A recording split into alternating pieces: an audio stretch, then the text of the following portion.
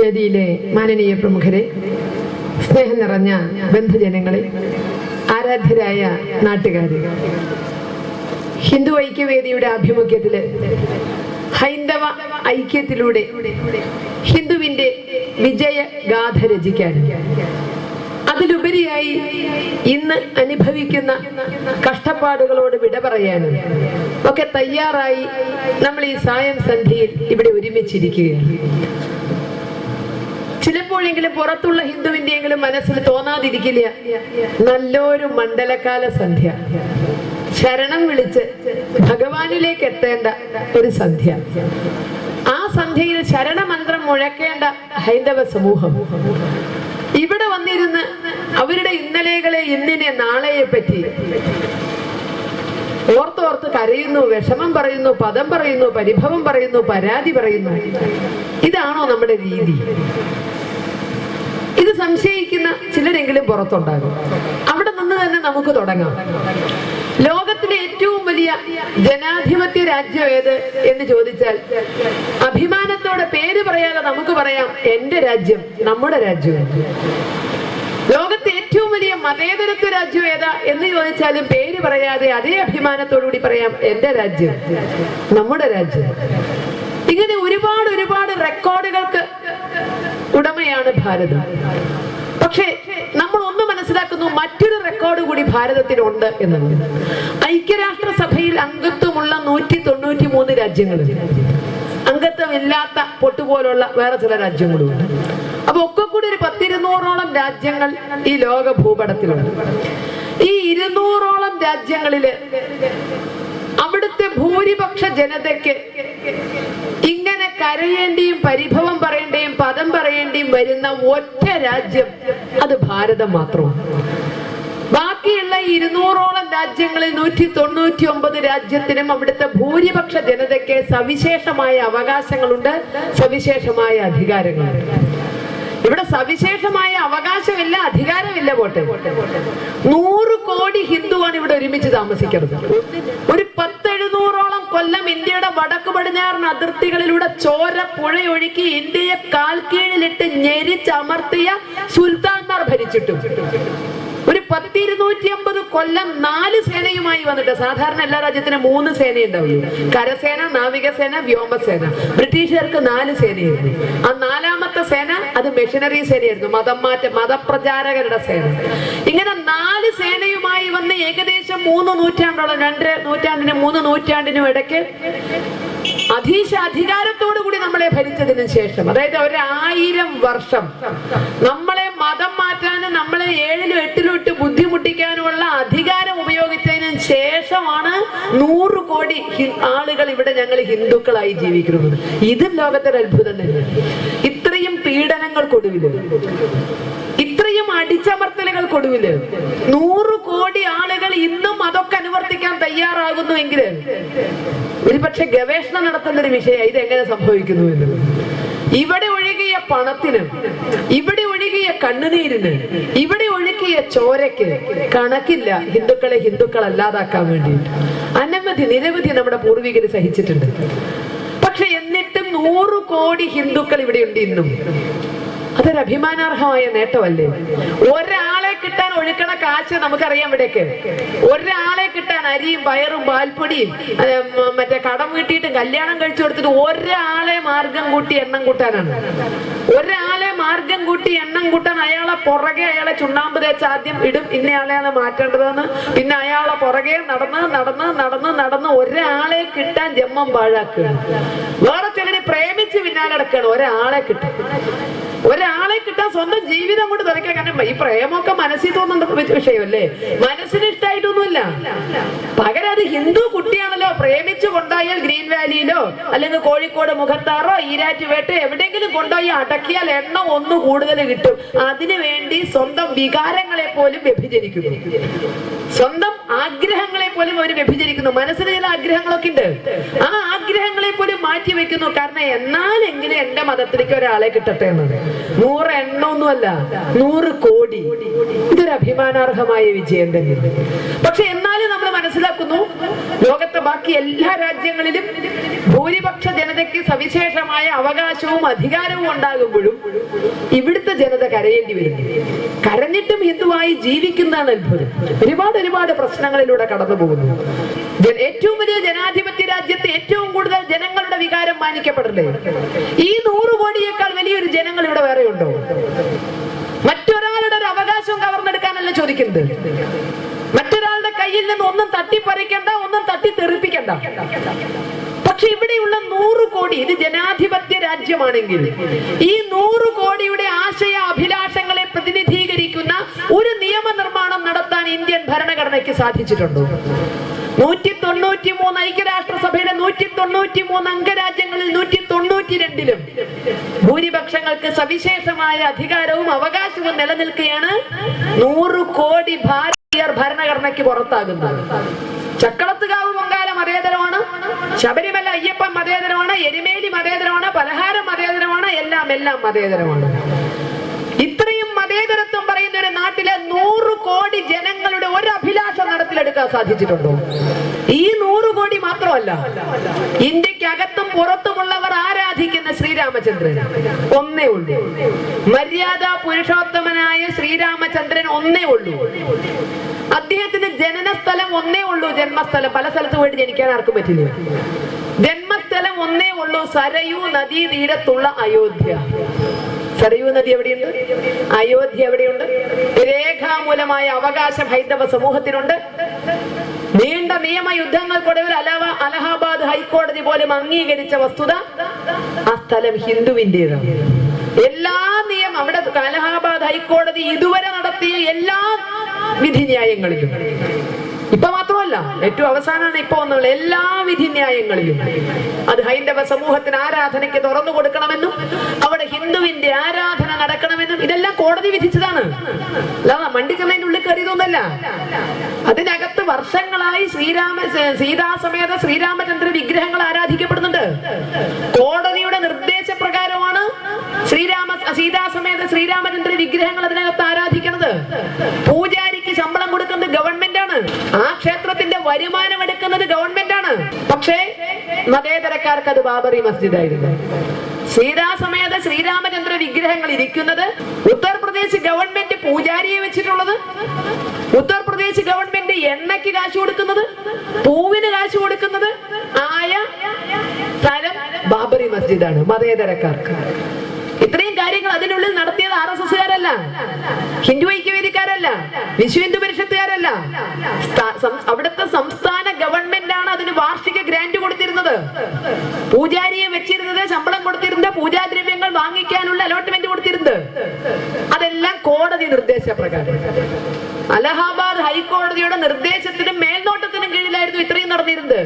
പക്ഷെ ഏതെങ്കിലും ഒരു മതേതരക്കാരൻ സത്യം പറഞ്ഞിരുന്നുവെങ്കിൽ ആ സത്യം നടപ്പിലാക്കലാണ് മതേതരത്വം എന്ന് പറഞ്ഞിട്ടുണ്ടെങ്കിൽ ചക്കളത്തുകാവ് പൊങ്കാല മതേതര, അയ്യപ്പൻ മതേതര എന്ന് പറയുന്ന നേരം കൊണ്ട് ആ മതേതരത്വം കാണിക്കാൻ 100 കോടി ഭാരതീയന്റെ ഹൃദയാഭിലാഷം, നിയമപരമായി അവൻ അവകാശപ്പെട്ടത് അതൊന്ന് നടത്തി കൊടുക്കണം എന്ന് പറഞ്ഞിരുന്നുവെങ്കിൽ ഇന്നലെ 20ാമത്തെ ചാത്തോട്ടി. എവിടെയൊക്കെ പോസ്റ്ററൊക്കെ നമ്മൾ കണ്ടിരുന്നു അല്ലെ? മറക്കാതിരിക്കാം, പൊറുക്കാതിരിക്കാം എന്നൊക്കെ പറഞ്ഞ് 20ാമത്തെ ശ്രാദ്ധോട്ട് ഈ വർഷവും നടന്നു. നീതി നിഷേധത്തിന്റെ 20 ആണ്ടുകൾ എന്നൊക്കെ പറഞ്ഞ് അങ്ങ് ശ്രാദ്ധ ഒട്ടി കൊല്ലം കഴിക്കുന്ന പാവങ്ങൾ. ആരെങ്കിലും സത്യം പറഞ്ഞു കൊടുക്കാനുണ്ടായിരുന്നെങ്കിൽ, ഇവിടുത്തെ മതേതരക്കാർ എന്താണ് മതേതരത്വം എന്ന് ചിന്തിച്ച് പ്രവർത്തിച്ചിരുന്നെങ്കിൽ, ഈ 100 കോടിയുടെ ഹൃദയാഭിലാഷത്തെ ചവിട്ടി മതിക്കുന്നതാണോ മതേതരത്വം എന്ന് പറഞ്ഞാല്? അത് അംഗീകരിച്ചിരുന്നെങ്കിൽ നമ്മൾ സംഘടിക്കുമായിരുന്നു. സംഘടിപ്പിക്കേണ്ട ഗതികേട് ഉണ്ടാകുമായിരുന്നു നമുക്ക്. ലോകത്ത് മറ്റേതെങ്കിലും ഒരു രാജ്യത്ത് 100 കോടി ഒരുമിച്ച് വേറെ എവിടെയും ഇല്ല. ഒരു മതവിഭാഗം 100 കോടി ഒരുമിച്ച് ലോകത്തൊരിടത്തുമില്ല. ഇന്ത്യയിൽ മാത്രമേ ഉള്ളൂ. അത് ഹിന്ദുക്കൾക്ക് മാത്രം അവകാശപ്പെട്ടതാണ്.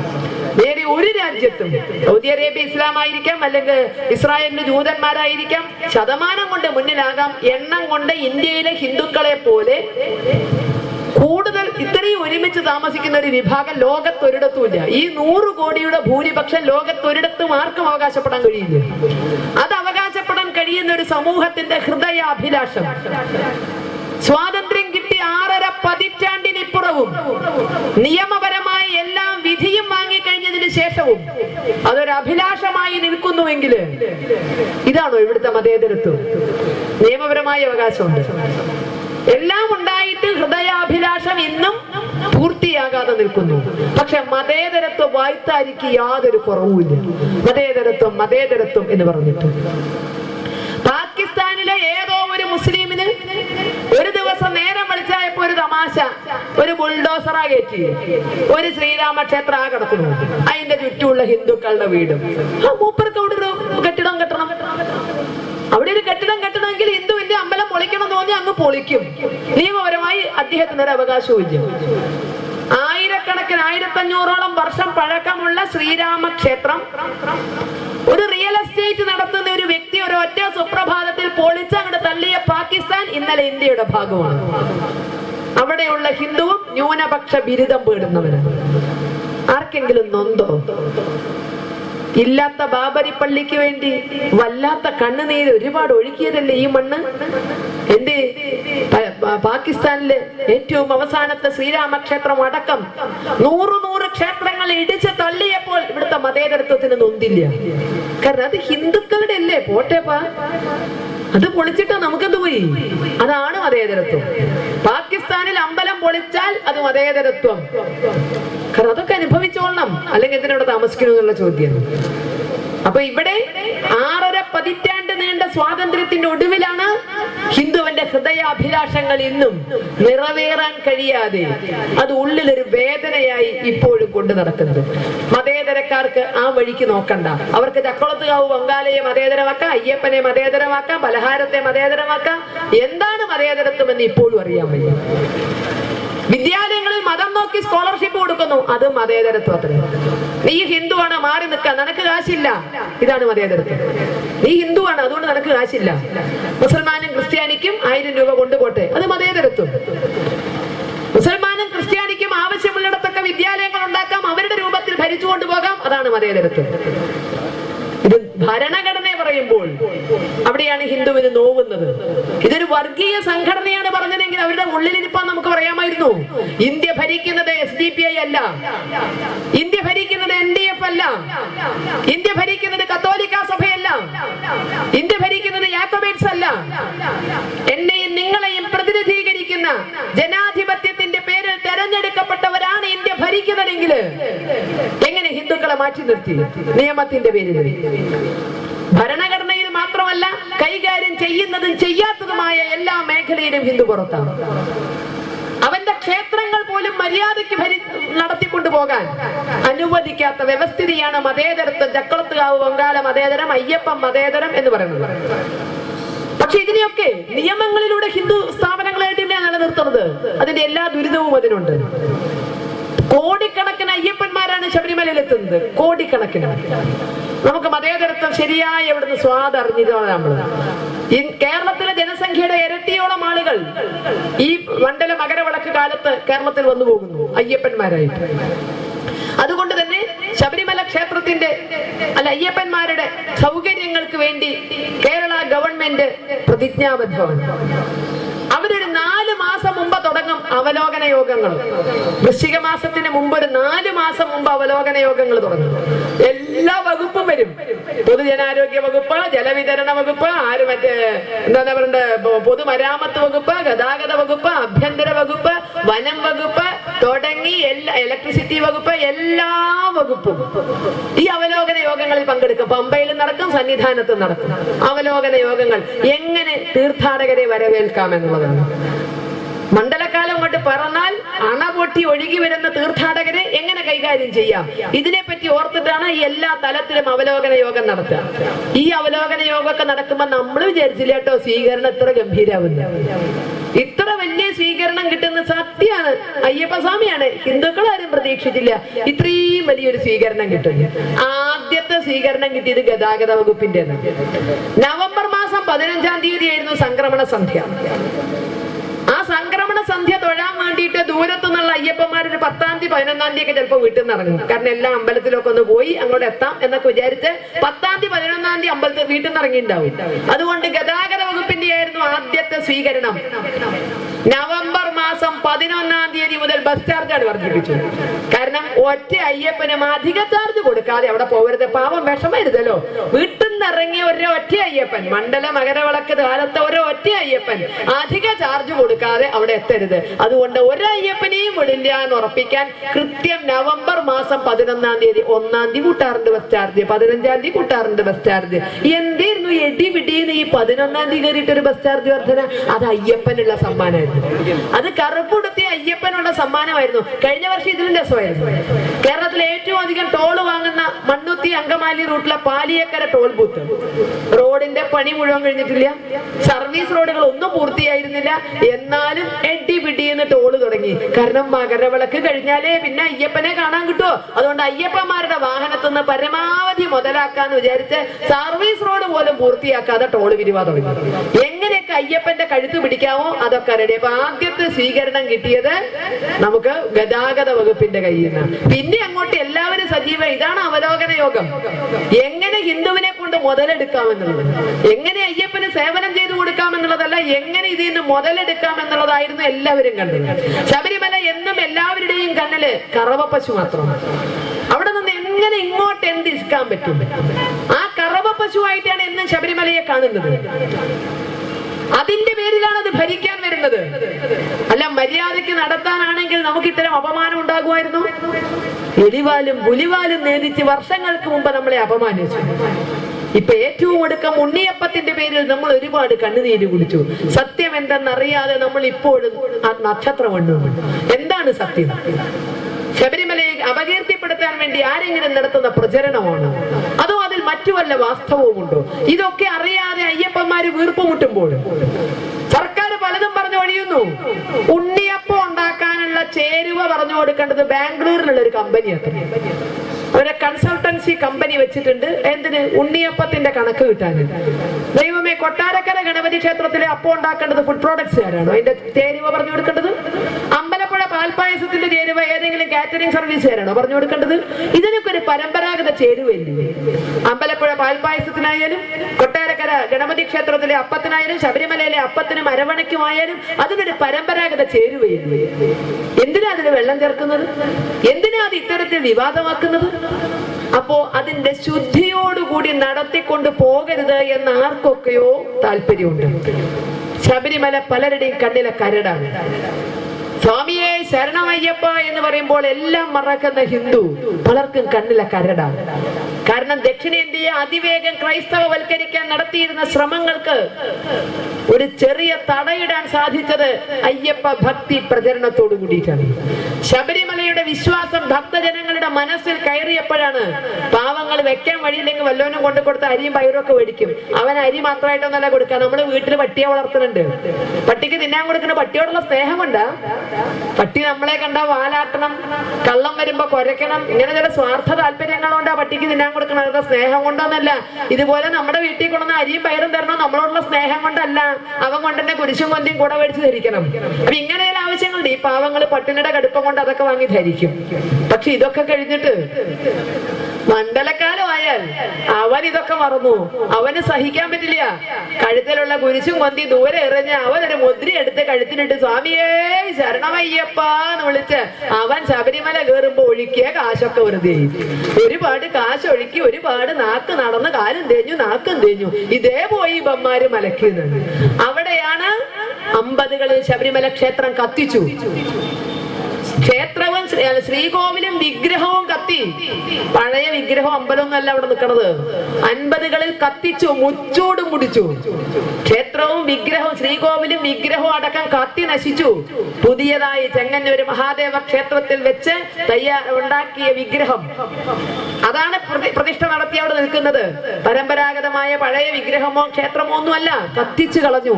കത്തിച്ചത് ആരാണെന്ന് കേരള ഗവൺമെന്റ് വെച്ച അന്വേഷണ കമ്മീഷൻ കണ്ടുപിടിച്ചു. കത്തിച്ചത് ആരാണ്? അവരുടെ ഉദ്ദേശം എന്താണ്? അവര് പച്ച എഴുതി വെച്ചു, ക്രൈസ്തവ വർഗീയതയാണ് ശബരിമല ക്ഷേത്രം കത്തിച്ചത്. അവരുടെ വർഗീയ താല്പര്യങ്ങളാണ്. ആരൊക്കെയാണ് അതിൽ പങ്കെടുത്തത് എന്ന് വരെ കമ്മീഷൻ കണ്ടു. പക്ഷെ ദൈവം സഹായിച്ച് ഒരാളെ പോലും ശിക്ഷിച്ചില്ല.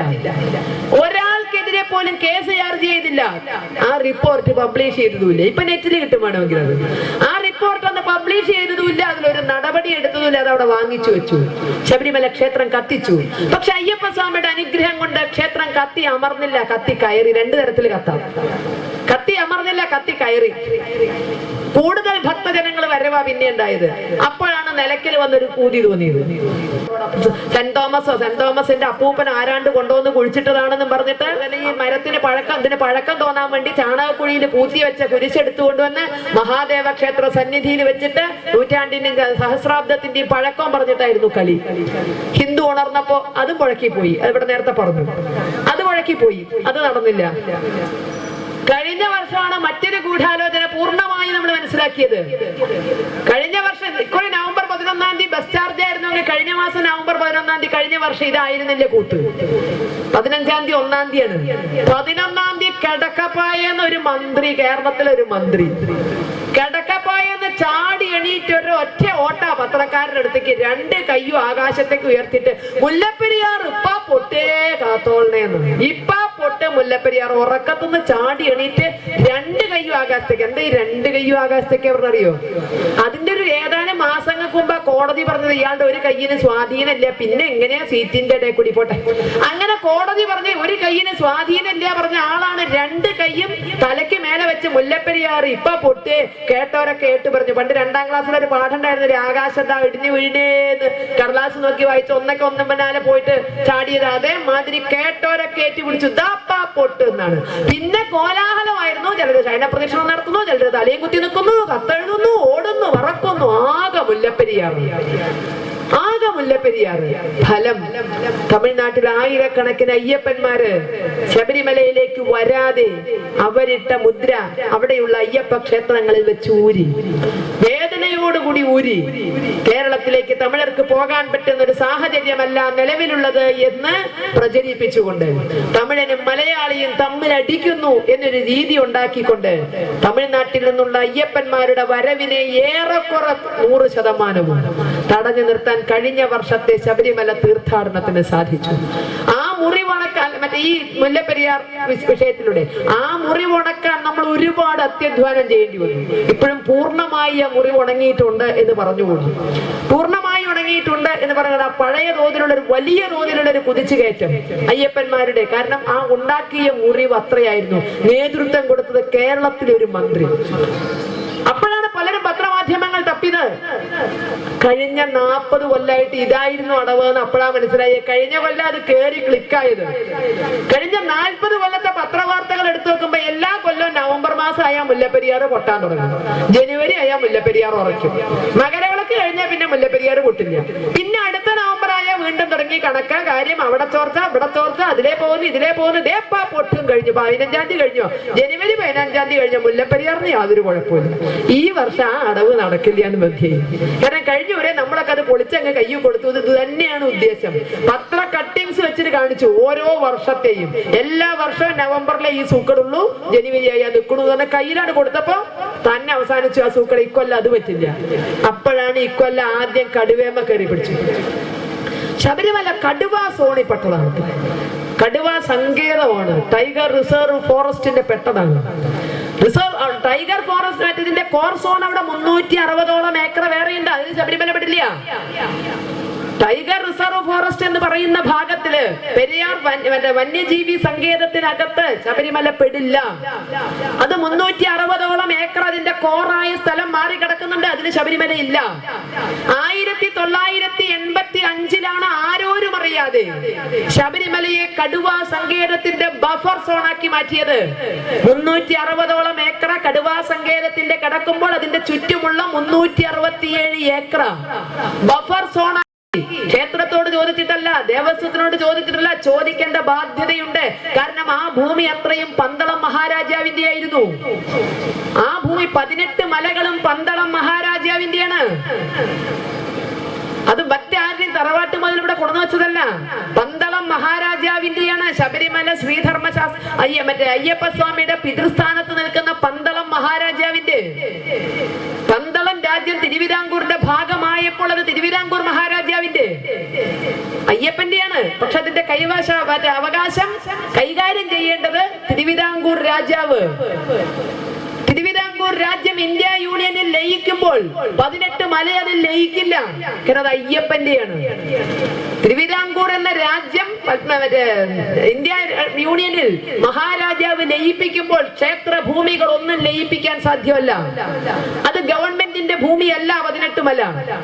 അപ്പൊ തീർച്ചയായും ദേവസ്വത്തിനോടും ദേവസ്വം ബോർഡിനോടും ഭക്തരോടും അന്വേഷിച്ചതിന് ശേഷം മാത്രം അവരുടെ അനുമതിയോടുകൂടി മാത്രം ചെയ്യേണ്ടതായിരുന്നു ശബരിമല ക്ഷേത്രത്തെ കൂടി. ലക്ഷ്യം നമ്മൾ അറിഞ്ഞില്ല, വളരെ രഹസ്യമായിട്ട് ശബരിമല ക്ഷേത്രത്തെ കൂടി ഇതിന്റെ ബഫർ സോൺ ആക്കി പെടുത്തി. എന്നിട്ട് മറ്റൊരു ചതി കൂടെ ചെയ്തു. മറ്റേ തേക്കടി ഭാഗത്തെ ഒരു 80 ചതുരശ്ര കിലോമീറ്റർ അത് ടൂറിസ്റ്റ് സ്പോട്ട് എന്ന് പറഞ്ഞ് മാറ്റി. അപ്പൊ അവിടേക്ക് കടുവ ചെയ്തില്ല. അത് ടൂറിസ്റ്റ് സ്പോട്ട് എന്ന് പറഞ്ഞ 80 ചതുരശ്ര കിലോമീറ്റർ ഇതിനകത്താ, അത് ഒഴിവാക്കി. എന്തേ ടെമ്പിൾ സോൺ എന്ന് പറഞ്ഞ ഒരു 25 ചതുരശ്ര കിലോമീറ്ററിനെ ഒഴിവാക്കാത്തത്? ഒരു 25 ചതുരശ്ര കിലോമീറ്റർ ഒഴിവാക്കിയാൽ ശബരിമലയുമായി ബന്ധപ്പെട്ട എല്ലാ സ്ഥലവും കടുവാ സങ്കേതത്തിൽ നിന്ന് പോരും. 80 ചതുരശ്ര കിലോമീറ്റർ സ്ഥലം തേക്കടിയില് ടൂറിസ്റ്റ് സ്പോട്ട് എന്ന പേര് ഈ കടുവാ സങ്കേതത്തിൽ നിന്ന് മാറ്റുവാൻ ഇന്ത്യ ഗവൺമെന്റിന് അധികാരമുണ്ടെങ്കിൽ, ഇവിടുത്തെ വനം വകുപ്പിന് അധികാരമുണ്ടെങ്കിൽ, എന്തുകൊണ്ട് വെറും 25 സ്ക്വയർ കിലോമീറ്റർ സ്ഥലം ശബരിമലയുമായി ബന്ധപ്പെട്ടത് കടുവാ സങ്കേതത്തിൽ നിന്ന് മാറ്റിക്കൂടാ? പകരം ചോദ്യവും ഉത്തരവും എത്ര ഭക്തജനങ്ങൾ പോകാം, പോകാതിരുന്നുകൂടെ, അങ്ങോട്ട് കുറച്ചുകൂടെ, കൂട്ടിക്കൂടെ? ഇവിടുത്തെ ഹൈന്ദവ സമൂഹത്തിന് നട്ടലില്ല എന്ന് വിചാരിച്ചു ഹിന്ദുക്കൾ ശബരിമലയ്ക്ക് പോകണ്ട എന്നൊരു തീരുമാനമെടുക്കാൻ തന്റെ ഇടമുള്ള ഒരു ഗവൺമെന്റ് ഉണ്ടെങ്കിൽ നമുക്കതൊന്ന് കാണണം. എന്ത് കടുവയുടെ പേര് പറഞ്ഞാലും വേണ്ടില്ല, കടുവയെ പിടിക്കുന്ന കിടുവയാവും നമ്മള്. അയ്യപ്പസ്വാമി വിളിച്ചാൽ കടുവ നാട്ടിൽ വരും. അതിനവിടെയൊന്നും വേണ്ട, വിളിച്ചാൽ നാട്ടിൽ വരും. പുലിപ്പാലിന് നാട്ടിൽ കൊണ്ടുവന്ന ആളാ. അയ്യപ്പസ്വാമി വിളിച്ചാൽ കൂടെ പോരുന്നയാളാ. ആ കടുവയുടെ പേര് പറഞ്ഞ് അയ്യപ്പ ഭക്തനെ ശബരിമലയിൽ നിന്ന് മാറ്റാനോ മറ്റോ ഉള്ള ദുശ്ചിന്ത ഉണ്ടെങ്കിൽ ഇതുവരെ കളിച്ച എല്ലാ കളിയും പാളി. കത്തിച്ചു, നമ്മൾ രക്ഷപ്പെട്ടു. നിലയ്ക്കൽ വന്നു, നമ്മൾ പിഴുതെറിഞ്ഞു. മുല്ലപ്പെരിയാർ എടുത്തു, ഒളിച്ച് കയ്യിൽ കൊടുത്തു. ഇനി ഏറ്റവും അവസാനം കയ്യിലുള്ള അധികാരവും വെച്ച് കടുവയുടെ പേരും പറഞ്ഞ് ശബരിമല തീർത്ഥാടനത്തെ അട്ടിമറിക്കാനോ അവിടേക്ക് വരുന്ന ഭക്തജനങ്ങളുടെ എണ്ണം കുറയ്ക്കാനോ ഉള്ള എന്തെങ്കിലും ഒരു നീക്കം ഉണ്ടായാൽ സംശയിക്കേണ്ട, ഹിന്ദുവിന് നട്ടൽ എന്നൊന്നുണ്ട്. ഹിന്ദുവിനും ഒന്നിച്ചു നിൽക്കാൻ സാധിക്കും. ഹിന്ദുവിനും അവന്റെ വിശ്വരൂപം പ്രകടിപ്പിക്കാൻ കഴിയും. ഇവിടെ പല ഉദാഹരണം പറഞ്ഞില്ലേ?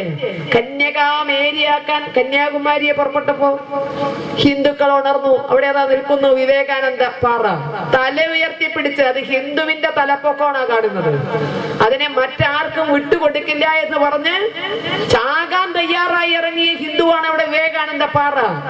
ഇത്രയും ഒരു സ്മാരകമാക്കി വളർത്തിയ അദ്ദേഹത്തിന്റെ 150ാം ജയന്തിയില് ശബരിമല വിട്ടുകൊടുക്കുവോ നമ്മള്? വിവേകാനന്ദ സ്വാമിയുടെ 150ാം ജയന്തിയാണത്. ഇരുമ്പിൻ ശിരാതന്തുക്കളും ഉരുക്കിൻ മാംസപേശികളും ഉറവ പറ്റാത്ത ധിഷണയുമായി മുന്നോട്ട് കുതിക്കാൻ ഹൈന്ദവ സമൂഹത്തോട് ആജ്ഞാപിച്ച വിവേകാനന്ദ സ്വാമിയുടെ 150ാം ജയന്തിയില് ശബരിമല വിട്ടുകൊടുക്കില്ല. ആ പൂതി ആർക്കും വേണ്ട. അപ്പൊ കടുവയും കിടിവിയും ഒന്നും പറഞ്ഞ് കൊണ്ടുവരണ്ട. കടുവ ക്ലച്ച് പിടിച്ചില്ല, അപ്പോഴാണ് ഉണ്ണിയപ്പത്തുമ്മ കയറി പിടിച്ചത്. എന്തെങ്കിലും കേട്ട് ശബരിമല തീർത്ഥാടനം അട്ടിമറിക്കണം. അയ്യപ്പ ഭക്തന്റെ ക്ഷമയ്ക്കൊരു പരിധിയുണ്ട്. ആ ക്ഷമ കളയാതിരിക്കാൻ എല്ലാവരും ശ്രദ്ധിച്ചാൽ നന്ന്. അയ്യപ്പസ്വാമി പഠിപ്പിക്കുന്നത് എല്ലാം സഹിച്ചോളാനൊന്നുമല്ല. അങ്ങനെയൊന്നും അയ്യപ്പസ്വാമി പഠിപ്പിച്ചിട്ടില്ല. കൊള്ളക്കാരനായ ഉദയനെ അമർച്ച ചെയ്യാൻ നാട്ടിലും കാട്ടിലുമുള്ള കളരികൾ തോറും സന്ദർശിച്ച് ചെറുപ്പക്കാരെ സംഘടിപ്പിച്ച് ഏറെക്കുറെ അർദ്ധ സൈനിക സ്വഭാവത്തിലുള്ള സേന രൂപീകരിച്ച് ഇന്നത്തെ രാഷ്ട്രീയ സ്വയം സേവക സംഘം പോലെയൊക്കെ തന്നെ എന്ത് പ്രവർത്തിക്കാൻ തയ്യാറുള്ള ചങ്കൂറ്റുള്ള അർദ്ധ സൈനിക സേനാ വിഭാഗത്തെ സംഘടിപ്പിച്ചുകൊണ്ടാണ് കൊള്ളക്കാരനായ ഉദയനെതിരെ അയ്യപ്പസ്വാമി നീങ്ങുന്നത്. ഉദയനൻ തകർത്തെറിഞ്ഞ ധർമ്മശാസ്ത്ര ക്ഷേത്രം പുനരുദ്ധരിക്കുന്നത് വരെ വിശ്രമമില്ലാതെ പൊരുതിയത് ഈ മുഴുവൻ യുവാക്കളുടെയും പിന്തുണ കൊണ്ടാണ്. അതിന് പഠിക്കാത്ത യുദ്ധമുറകളില്ല, പഠിപ്പിക്കാത്ത യുദ്ധമുറകളില്ല. മുഴുവൻ ജനങ്ങളെയും സംഘടിപ്പിച്ച് അവിടെയാണ് അമ്പലപ്പുഴ യോഗവും ആലമങ്ങാട്ട് യോഗവും പന്തള യോഗവും ഒക്കെ സംഘടിപ്പിച്ച് ഒരു തരം സേനാ നീക്കമാണ് അയ്യപ്പസ്വാമി നടത്തുന്നത്. ഇതാണ് നമ്മളെ പഠിപ്പിച്ചിരിക്കുന്നത്. നിങ്ങളെല്ലാം എല്ലാം അങ്ങ് സഹിച്ചോന്ന് പറഞ്ഞാൽ അയ്യപ്പസ്വാമി അതല്ല പറഞ്ഞു തന്നത്. അപ്പോ വിവാദത്തിൽപ്പെടുത്തി ശബരിമലയെ ഇല്ലാതാക്കാൻ നോക്കുന്നു. പാർക്കിംഗ് അടക്കം സർവ്വ സ്ഥലത്തും കൊള്ള ചെയ്യുന്നു.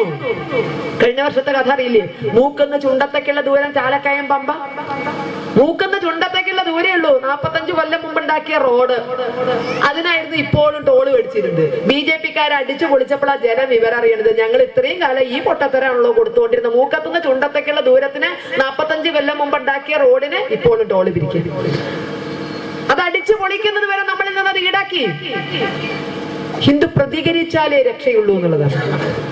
പാർക്കിംഗ് അടക്കം സർവ്വസ്ഥലത്തും കൊള്ളാം. കഴിഞ്ഞ വർഷം ചില ഡ്രൈവർമാര് പറയണ എരുമേലി പാർക്കിംഗ് ഗ്രൗണ്ടിൽ കയറാൻ വയ്യ. ഒരു മഴ പെയ്താൽ കുഴഞ്ഞ് നാശമായി അങ്ങോട്ട് കടത്തിക്കൂടെ വണ്ടി. ഇത്രയും കാശ് വാങ്ങിയിട്ട് ആ പാർക്കിംഗ് ഗ്രൗണ്ട് ഒന്നും മര്യാദയ്ക്ക് ശരിയാക്കാൻ സാധ്യമല്ല. കുഴഞ്ഞ് വണ്ടി അങ്ങോട്ട് കയറില്ല. വണ്ടി റോഡ് സൈഡിലിട്ടാലും കൊടുക്കണത്രേ പാർക്കിംഗ് ഫീസ്.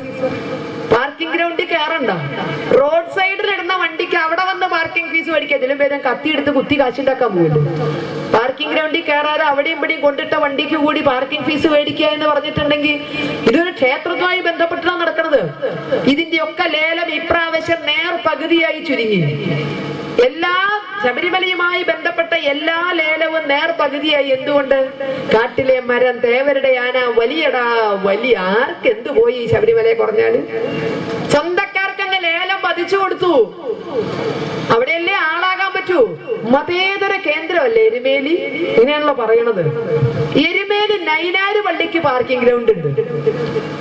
വാവരുപള്ളി അല്ല കേട്ടോ. അവിടെ എല്ലാരും പോണ പള്ളി തന്നെ, പക്ഷെ അത് വാവരുപള്ളി അല്ല, നൈനാര് പള്ളിയാണ്. അതറിഞ്ഞു പോണോണ്ട് വലിയ കുഴപ്പമൊന്നുമില്ല. വാവരുമായി അതിനൊരു ബന്ധവും ഇല്ല, രേഖാമൂലം ഒരു ബന്ധവും ഇല്ല. ഒരു മുസ്ലിം സഹോദരനും അവകാശപ്പെടില്ല അത് വാവരുപള്ളിയാണ്. അത് രേഖയിൽ നൈനാര് പള്ളിയാണ്. ആ നൈനാര് പള്ളിക്കും പാർക്കിംഗ് ഗ്രൗണ്ട് ഉണ്ട്. പള്ളിയുടേതായ പാർക്കിംഗ് ഗ്രൗണ്ട് ഉണ്ട്. ഏതെങ്കിലും രാഷ്ട്രീയക്കാരൻ അതിന്റെ ലേലത്തിൽ ഇടപെടാൻ പറ്റുമോ? അത് ലേലം ചെയ്യാനുള്ള അവകാശം അവിടുത്തെ മഹല്ല് കമ്മിറ്റിക്ക് മാത്രമാണ്. മറ്റാർക്കും അതിലൊരു അവകാശമില്ല. എരുമേലി മതേതര കേന്ദ്രമാണ്. ധർമ്മശാസ്ത്ര ക്ഷേത്രത്തിലെല്ലാം രാഷ്ട്രീയക്കാരാണെങ്കിൽ നൈനാര് പള്ളിയിലെല്ലാം പള്ളിക്കാരാണ്. അതിൽ വേറെ ആർക്കും പോയി തലയിടണ്ട. അത് മതേതര കേന്ദ്രമാണ്. എന്താ മതേതരത്വം നിശ്ചയില്ലാണ്ട് ഇപ്പൊ നമ്മളൊക്കെ നിൽക്കണത്? എന്താ മതേതരത്വം നമുക്കറിയില്ല. ലക്ഷക്കണക്കിന് അയ്യപ്പന്മാര് സ്വാമി അല്ലാതൊരു ശരണമില്ല അയ്യപ്പ എന്ന് പറഞ്ഞ നൈനാര് പള്ളിയിലേക്ക് ഒഴുകുന്നു. 2 അയ്യപ്പന്മാര് ചായ കുടിക്കാൻ കയറിയാൽ ആ വഴിക്കുള്ള മറ്റേ ഹോട്ടലുകളിലൊക്കെ സ്വാമി ശരണം എന്നൊരു ബോർഡ് വെച്ചിട്ടുണ്ടാവും. 2 അയ്യപ്പന്മാര് ചായ കുടിക്കാൻ കയറുന്നുണ്ടല്ലോ, അതിന്റെ നന്ദി വെച്ചുകൊണ്ടൊരു സ്വാമി ശരണം എന്നൊരു ബോർഡ് വെച്ചിട്ടുണ്ടാവും. 2 അയ്യപ്പന്മാരുടെ വണ്ടി എണ്ണടിക്കാൻ കയറുന്ന പമ്പില് സ്വാമി ശരണം എന്നൊരു ബോർഡ് വെച്ചിട്ടുണ്ടാവും. അപ്പൊ 2 അയ്യപ്പന്മാര് ചായ കുടിക്കാൻ കയറിയ സ്വാമി ശരണം എന്നൊരു ബോർഡുണ്ട്. 2 അയ്യപ്പന്മാരുടെ വണ്ടി എണ്ണയടിക്കാൻ കയറിയ പമ്പിന് സ്വാമി ശരണം എന്നൊരു ബോർഡുണ്ട്. ലക്ഷക്കണക്കിന് കോടിക്കണക്കിന് അയ്യപ്പന്മാര് സ്വാമി അല്ലാതൊരു ശരണമില്ല അയ്യപ്പ എന്ന് പറഞ്ഞ് തള്ളിക്കയറുന്ന നൈനാര് പള്ളിയില് സ്വാമി ശരണം എന്നൊരു ബോർഡുണ്ട്.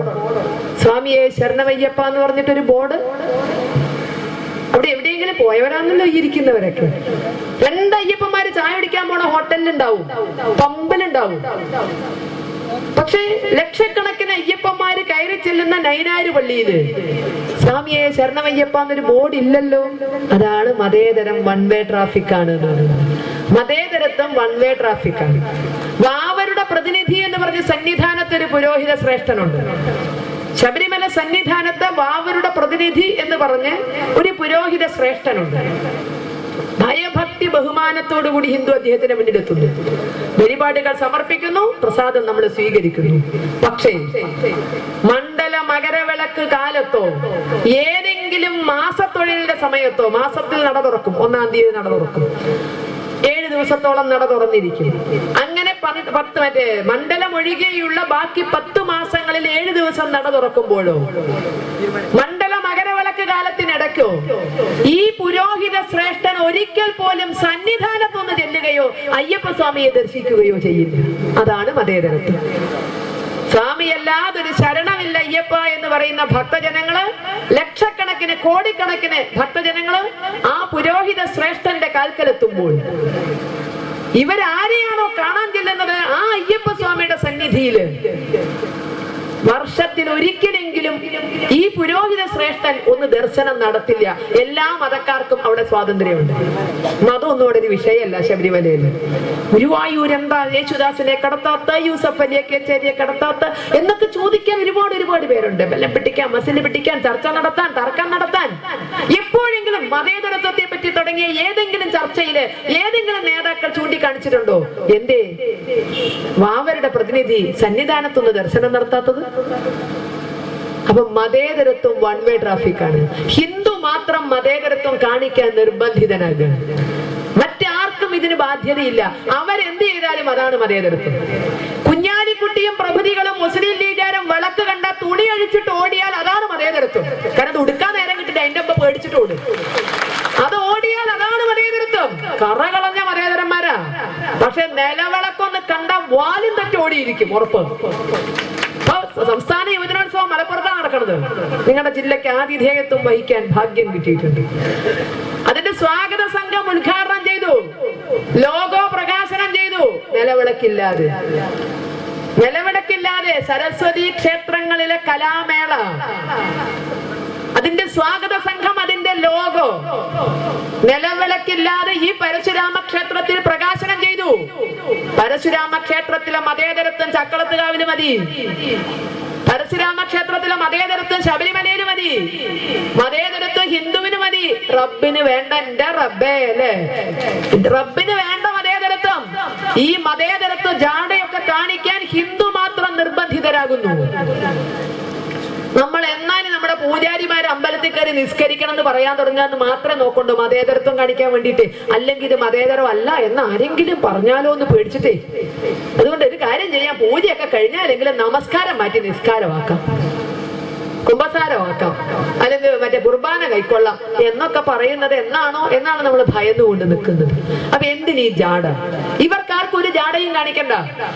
ഇവരൊക്കെ തെളിയിച്ചു കൊണ്ടിരിക്കുന്നത് ഞങ്ങൾ മുസ്ലിങ്ങൾ മാത്രമാണ്, ഞങ്ങൾ ക്രിസ്ത്യാനികൾ മാത്രമാണെന്നാണ് ഈ രാഷ്ട്രീയ നേതാക്കള്. കുഞ്ഞാലിക്കുട്ടി രഹസ്യമായി യോഗ പഠിക്കുന്നയാളാണ്. ശ്രീ രവിശങ്കർജിയുടെ ജീവനങ്ങളെ അഭ്യസിച്ചയാളാണ്.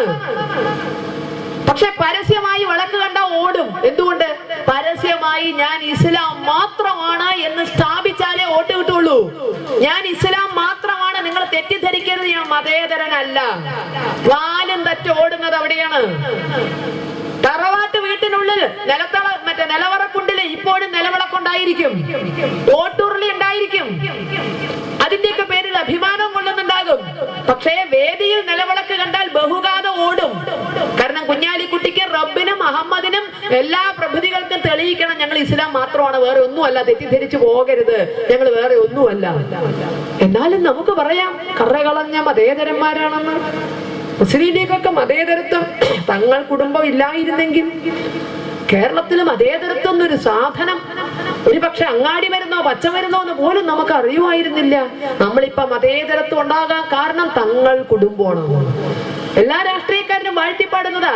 നിലവിളക്ക് കണ്ടാൽ ഓടിയാലെന്ത്, മുസൽമാന് മാത്രമായി വായ തുറന്നാലെന്ത്, നമ്മളങ്ങ് ബിരുദം ചാർത്തി കൊടുത്തു, അവര് മതേതരന്മാരാണ്.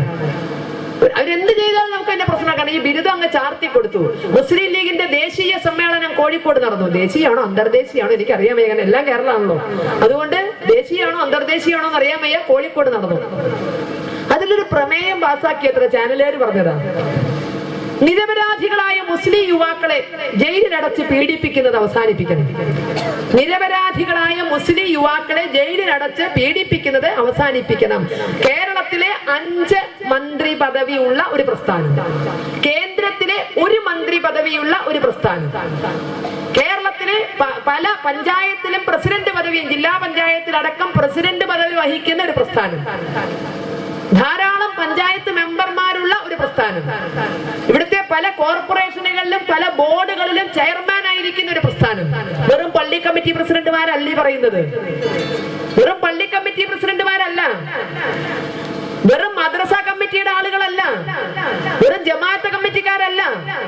5 മന്ത്രി കേരളത്തിൽ, 1 മന്ത്രി കേന്ദ്രത്തിൽ, ജില്ലാ പഞ്ചായത്ത് പ്രസിഡന്റ് അടക്കം ത്രിതല സ്ഥാനങ്ങൾ, ബോർഡുകൾ, കോർപ്പറേഷനുകൾ, യൂണിവേഴ്സിറ്റികൾ, ഇങ്ങനെ എല്ലാം ഭരിക്കുന്ന മുസ്ലിം ലീഗിന്റെ ദേശീയ സമ്മേളനത്തിൽ എന്തേ ഇങ്ങനെ ഒരു പ്രമേയം വന്നത്? നിരപരാധികളായ മുസ്ലിം യുവാക്കളെ കേസിൽപ്പെടുത്തി ക്രൂശിക്കുന്നത് അവസാനിപ്പിക്കണം. അപ്പൊ മുസ്ലിം ലീഗ് നിരപരാധികളായ ഹിന്ദു യുവാക്കളെ കേസിൽപ്പെടുത്താമോ? അവരെ ജയിലിലിടാമോ? ഞങ്ങൾക്കറിയാം. കാരണം പറഞ്ഞത് മുസ്ലിം യുവാക്കളെ എന്നാണ്.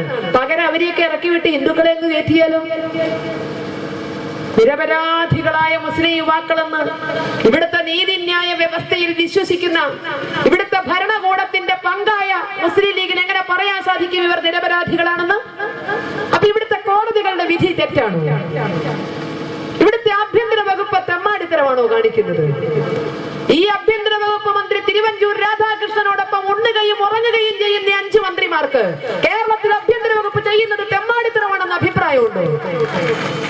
കേന്ദ്രത്തിൽ ആഭ്യന്തരമന്ത്രിയോടൊപ്പം ഉണ്ണുകയും ഉറങ്ങുകയും ഇരിക്കുകയും ചെയ്യുന്ന ഈ അഹമ്മദിന് കേന്ദ്രത്തിലെ ആഭ്യന്തര വകുപ്പ് ന്യൂനപക്ഷങ്ങളോട് വേട്ട നടത്തുന്നുണ്ട് എന്ന അഭിപ്രായമുണ്ടെങ്കിൽ എന്തുകൊണ്ട് രാജിവെച്ച് പുറത്തു വരുന്നില്ല? ഭരണത്തിന്റെ എല്ലാ സുഖ സൗകര്യവും അനുഭവിച്ചുകൊണ്ട് ഭരണത്തെ നോക്കി കൊഞ്ഞനം കുത്തി സ്വന്തം സമുദായത്തിനോടുള്ള ബന്ധം ഉറപ്പിക്കുമ്പോൾ എല്ലാവരും അന്നം തിന്നുന്നവരാണെന്ന ബോധം മുസ്ലിം ലീഗിന് ആവശ്യമുണ്ട്. എന്തേ മുസ്ലിങ്ങളെ കേസിൽ ശിക്ഷിക്കാൻ പാടില്ല? ഏത് കേസിൽ അവർ പെട്ടാലും ഊരി വിടണോ? അങ്ങനെ ഒരു ക്രിമിനൽ ലോ കൂടി ഇവിടെ ഉണ്ടാക്കണോ? ഇപ്പൊ സിവിൽ ലോ തന്നെ 2-3 തരത്തിലാണ്. ക്രിമിനൽ നിയമം കൂടി ആ തരത്തിലാക്കണോ? കള്ളനോട്ടിൽപ്പെട്ടാലും കള്ളക്കടത്തിൽപ്പെട്ടാലും മയക്കുമരുന്ന് കേസിൽ പെട്ടാലും പീഡന കേസിൽ പെട്ടാലും മുസ്ലിങ്ങളാണ് എന്ന കാരണം പറഞ്ഞുകൊണ്ട് അവരെ ഇറക്കി വിടണോ? എന്താ മുസ്ലിം ലീഗ് ഇങ്ങനെ ഒരു പ്രമേയത്തിലൂടെ ഉദ്ദേശിച്ചത്? ഇതാണ് മതേതരത്വം, മുസ്ലിം ലീഗിന്റെ മതേതരത്വം. ദേശീയ സമ്മേളനത്തിൽ മറ്റൊന്നുകൂടി പാസാക്കി, അത് പാലസ്തീന് വേണ്ടിയിട്ട്. ഇന്ത്യയിലെ സർവ്വ വിഷയവും മുസ്ലിം ലീഗ് പരിഹരിച്ചു കഴിഞ്ഞു. എന്തേ ലോകരംഗത്ത് നിരവധി പ്രശ്നങ്ങളുണ്ട്, എന്തേ പാലസ്തീനിലേക്ക് മാത്രം നോക്കിയത്? അപ്പൊ മുസ്ലിമിനപ്പുറം മുസ്ലിം ലീഗിന് മറ്റൊന്നുമില്ല.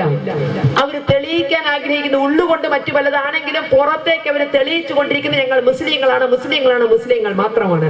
ഇപ്പുറത്തെ ക്രിസ്ത്യാനികളുടെ സ്ഥിതി അത് തന്നെയാണ്. ഞങ്ങളത് മാത്രമാണ്, വേറെ ഒന്നുമല്ല. KM മാണിയൊക്കെ തെളിയിക്കാൻ, KM മാണി സ്വന്തം നിയോജക മണ്ഡലമായ പാല അങ്ങാടിയിൽ നിന്നിട്ട് കഴിഞ്ഞ ദിവസം പറഞ്ഞ ഒരു ക്രിസ്ത്യാനിയായ ഞാൻ, ഒരു 1000 വട്ടാ പറഞ്ഞു, ഒരു ക്രിസ്ത്യാനിയായ ഞാൻ. സ്ഥലം MLA 4.5 പതിറ്റാണ്ടായിട്ട് 45 കൊല്ലമായി പാലാക്കാരുടെ MLA പാലായിൽ നിന്നുകൊണ്ട് ഗർജിക്കുകയാണ്, ഒരു ക്രിസ്ത്യാനിയായ ഞാൻ. അതേസമയം തൃത്താല MLA VT ബൽറാം കോൺഗ്രസ്സുകാരനാണ്. അദ്ദേഹം കഴിഞ്ഞ ദിവസം ധീരമായ ഒരു പ്രഖ്യാപനം നടത്തി, ഞാൻ ഹിന്ദു അല്ല, ഹിന്ദു എന്ന പേരിൽ ഒരു സ്ഥാനവും എനിക്ക് വേണ്ട, ഞാൻ ഹിന്ദു അല്ല. പക്ഷെ KM മാണി പറയുന്ന ഒരു ക്രിസ്ത്യാനിയായ ഞാൻ. മുസ്ലിം ലീഗിന്റെ MLA-മാർ വിളക്ക് കണ്ടാൽ ബഹുദൂരം ഓടുന്നു, കാരണം ഞങ്ങൾ മുസ്ലിങ്ങളാണ്. പക്ഷെ VT ബൽറാം പറയുന്നു, ഞാൻ ഹിന്ദു അല്ല. ഇനി ഹിന്ദുവിന്റെ പ്രശ്നങ്ങൾക്ക് വേറെ എവിടെയെങ്കിലും അന്വേഷിച്ചു പോകണോ നമ്മള്? ഞാൻ ഹിന്ദു അല്ല. എന്നാലും ദേവസ്വം ബോർഡൊക്കെ ഭരിക്കാൻ കേട്ടോ. മറുഭാഗത്ത് CPM-നാണെങ്കിലോ ദൈവവിശ്വാസം അശേഷമില്ല. ദൈവവിശ്വാസം അവരുടെ ഇതിന് പറഞ്ഞിട്ടില്ലല്ലോ. ദൈവവിശ്വാസം പാടില്ല കമ്മ്യൂണിസ്റ്റുകാരന്. ഭണ്ണാരത്തിൽ വിശ്വാസമാകാമെന്ന് ചെഗുവരെ പറഞ്ഞിട്ടുണ്ട്. ദൈവത്തിൽ വിശ്വസിക്കരുത് സഖാക്കളെ, നിങ്ങൾ ഭണ്ണാരത്തിൽ വിശ്വസിക്കും. കാരണം പാവപ്പെട്ട ഹിന്ദു അതങ്ങ് കൊണ്ടുവന്ന് നിറയ്ക്കും. അത് ചെഗുവരെ പറഞ്ഞത് കൊണ്ട് പിന്നെ കുഴപ്പമില്ല. കാറൽ മാർക്സ് ആണോ ചെഗുവരെയാണോ പറഞ്ഞത് നിശ്ചയില്ല. ചെഗുവരോട് ചോദിക്കാനും ദിവസത്തിലെ ചങ്ങായി മോത്തയ്ക്ക് നോക്കുന്നു. എല്ലാ ഫോട്ടോ നോക്കിയോണ്ട് ഒന്നുകിൽ വേപ്പെട്ട അല്ലെങ്കിൽ കീഴ്പ്പെട്ടൊന്ന് മോത്തയ്ക്ക് വെക്കല്ലേ വല്ലതും ചോദിക്കാൻ പറ്റുള്ളൂ. അതുകൊണ്ട് മോത്തയ്ക്കിട്ട് നോക്കൂല. അപ്പോ അദ്ദേഹം പറഞ്ഞതായിരിക്കാം, നിങ്ങൾ ഭണ്ണാരത്തിൽ വിശ്വസിച്ചോളിൻ, പക്ഷേ ക്ഷേത്രത്തിൽ വിശ്വസിക്കരുത്, മറ്റേ ഈശ്വരനെ വിശ്വസിക്കരുത്, ഭണ്ണാരത്തിൽ വിശ്വസിച്ചോളാൻ. അതുകൊണ്ട് ഭരിക്കണം. പക്ഷെ ദൈവവിശ്വാസം പറയാൻ പറ്റില്ല. പിന്നെ ഭരിക്കാതിരുന്നൂടെ? ആ ചോദ്യത്തിന് ഉത്തരവില്ല. കണ്ണൂർ ജില്ലയിലെ അയ്യപ്പ ഭജന നടത്തിയതിന് ഒരു കൂട്ടം DYFI-കാരുടെ അധികാരം പോയി. ഇപ്പൊ ഒരാഴ്ചയായിട്ട് 4 ദിവസം മുന്നത്തെ മാതൃഭൂമി പത്രത്തിലാ വന്നത്. അയ്യപ്പ ഭജന നടത്തിയതിന് DYFI-കാരുടെ സ്ഥാനം പോയി. പകരം ആളുകൾക്ക് ചുമതല കൊടുത്തു. കള്ളനോട്ടടിച്ചതിനല്ല, കള്ളക്കടത്ത് നടത്തിയതിനല്ല, കള്ളപ്പണം ഒഴുക്കിയതിനല്ല, പെണ്ണ് പിടിച്ചതിനല്ല. അയ്യപ്പ ഭജന നടത്തിയതിന് DYFI-കാരന്റെ സ്ഥാനം പോയി. അയ്യപ്പ ഭജന നടത്തിയ DYFI-കാരന്റെ പദവിയിൽ നിന്ന് പുറത്താക്കണമെങ്കിൽ അയ്യപ്പ ക്ഷേത്രമടക്കം ഭരിച്ച G സുധാകരനെ എന്തേ പുറത്താക്കാത്തത്? ദേവസ്വം മന്ത്രിയല്ലേ, CPM അംഗമല്ലേ? അയ്യപ്പ ക്ഷേത്രം അടക്കം ഭരിച്ചു, കേരളത്തിലെ എല്ലാ ക്ഷേത്രങ്ങളും ഭരിച്ചു ദേവസ്വം വകുപ്പ്. എന്തേ G സുധാകരനെ പുറത്താക്കാഞ്ഞത്? എന്തേ ഗുപ്തനെ പുറത്താക്കാഞ്ഞത്? തിരുവിതാംകൂർ ദേവസ്വം ബോർഡ് പ്രസിഡന്റായ ഗുപ്തൻ CPM-ന്റെ പാർട്ടി മെമ്പറാണല്ലോ. എന്തേ ഗുപ്തനെ പുറത്താക്കാഞ്ഞത്? പാവപ്പെട്ട DYFI-കാരാ നിങ്ങളുടെ യോഗം.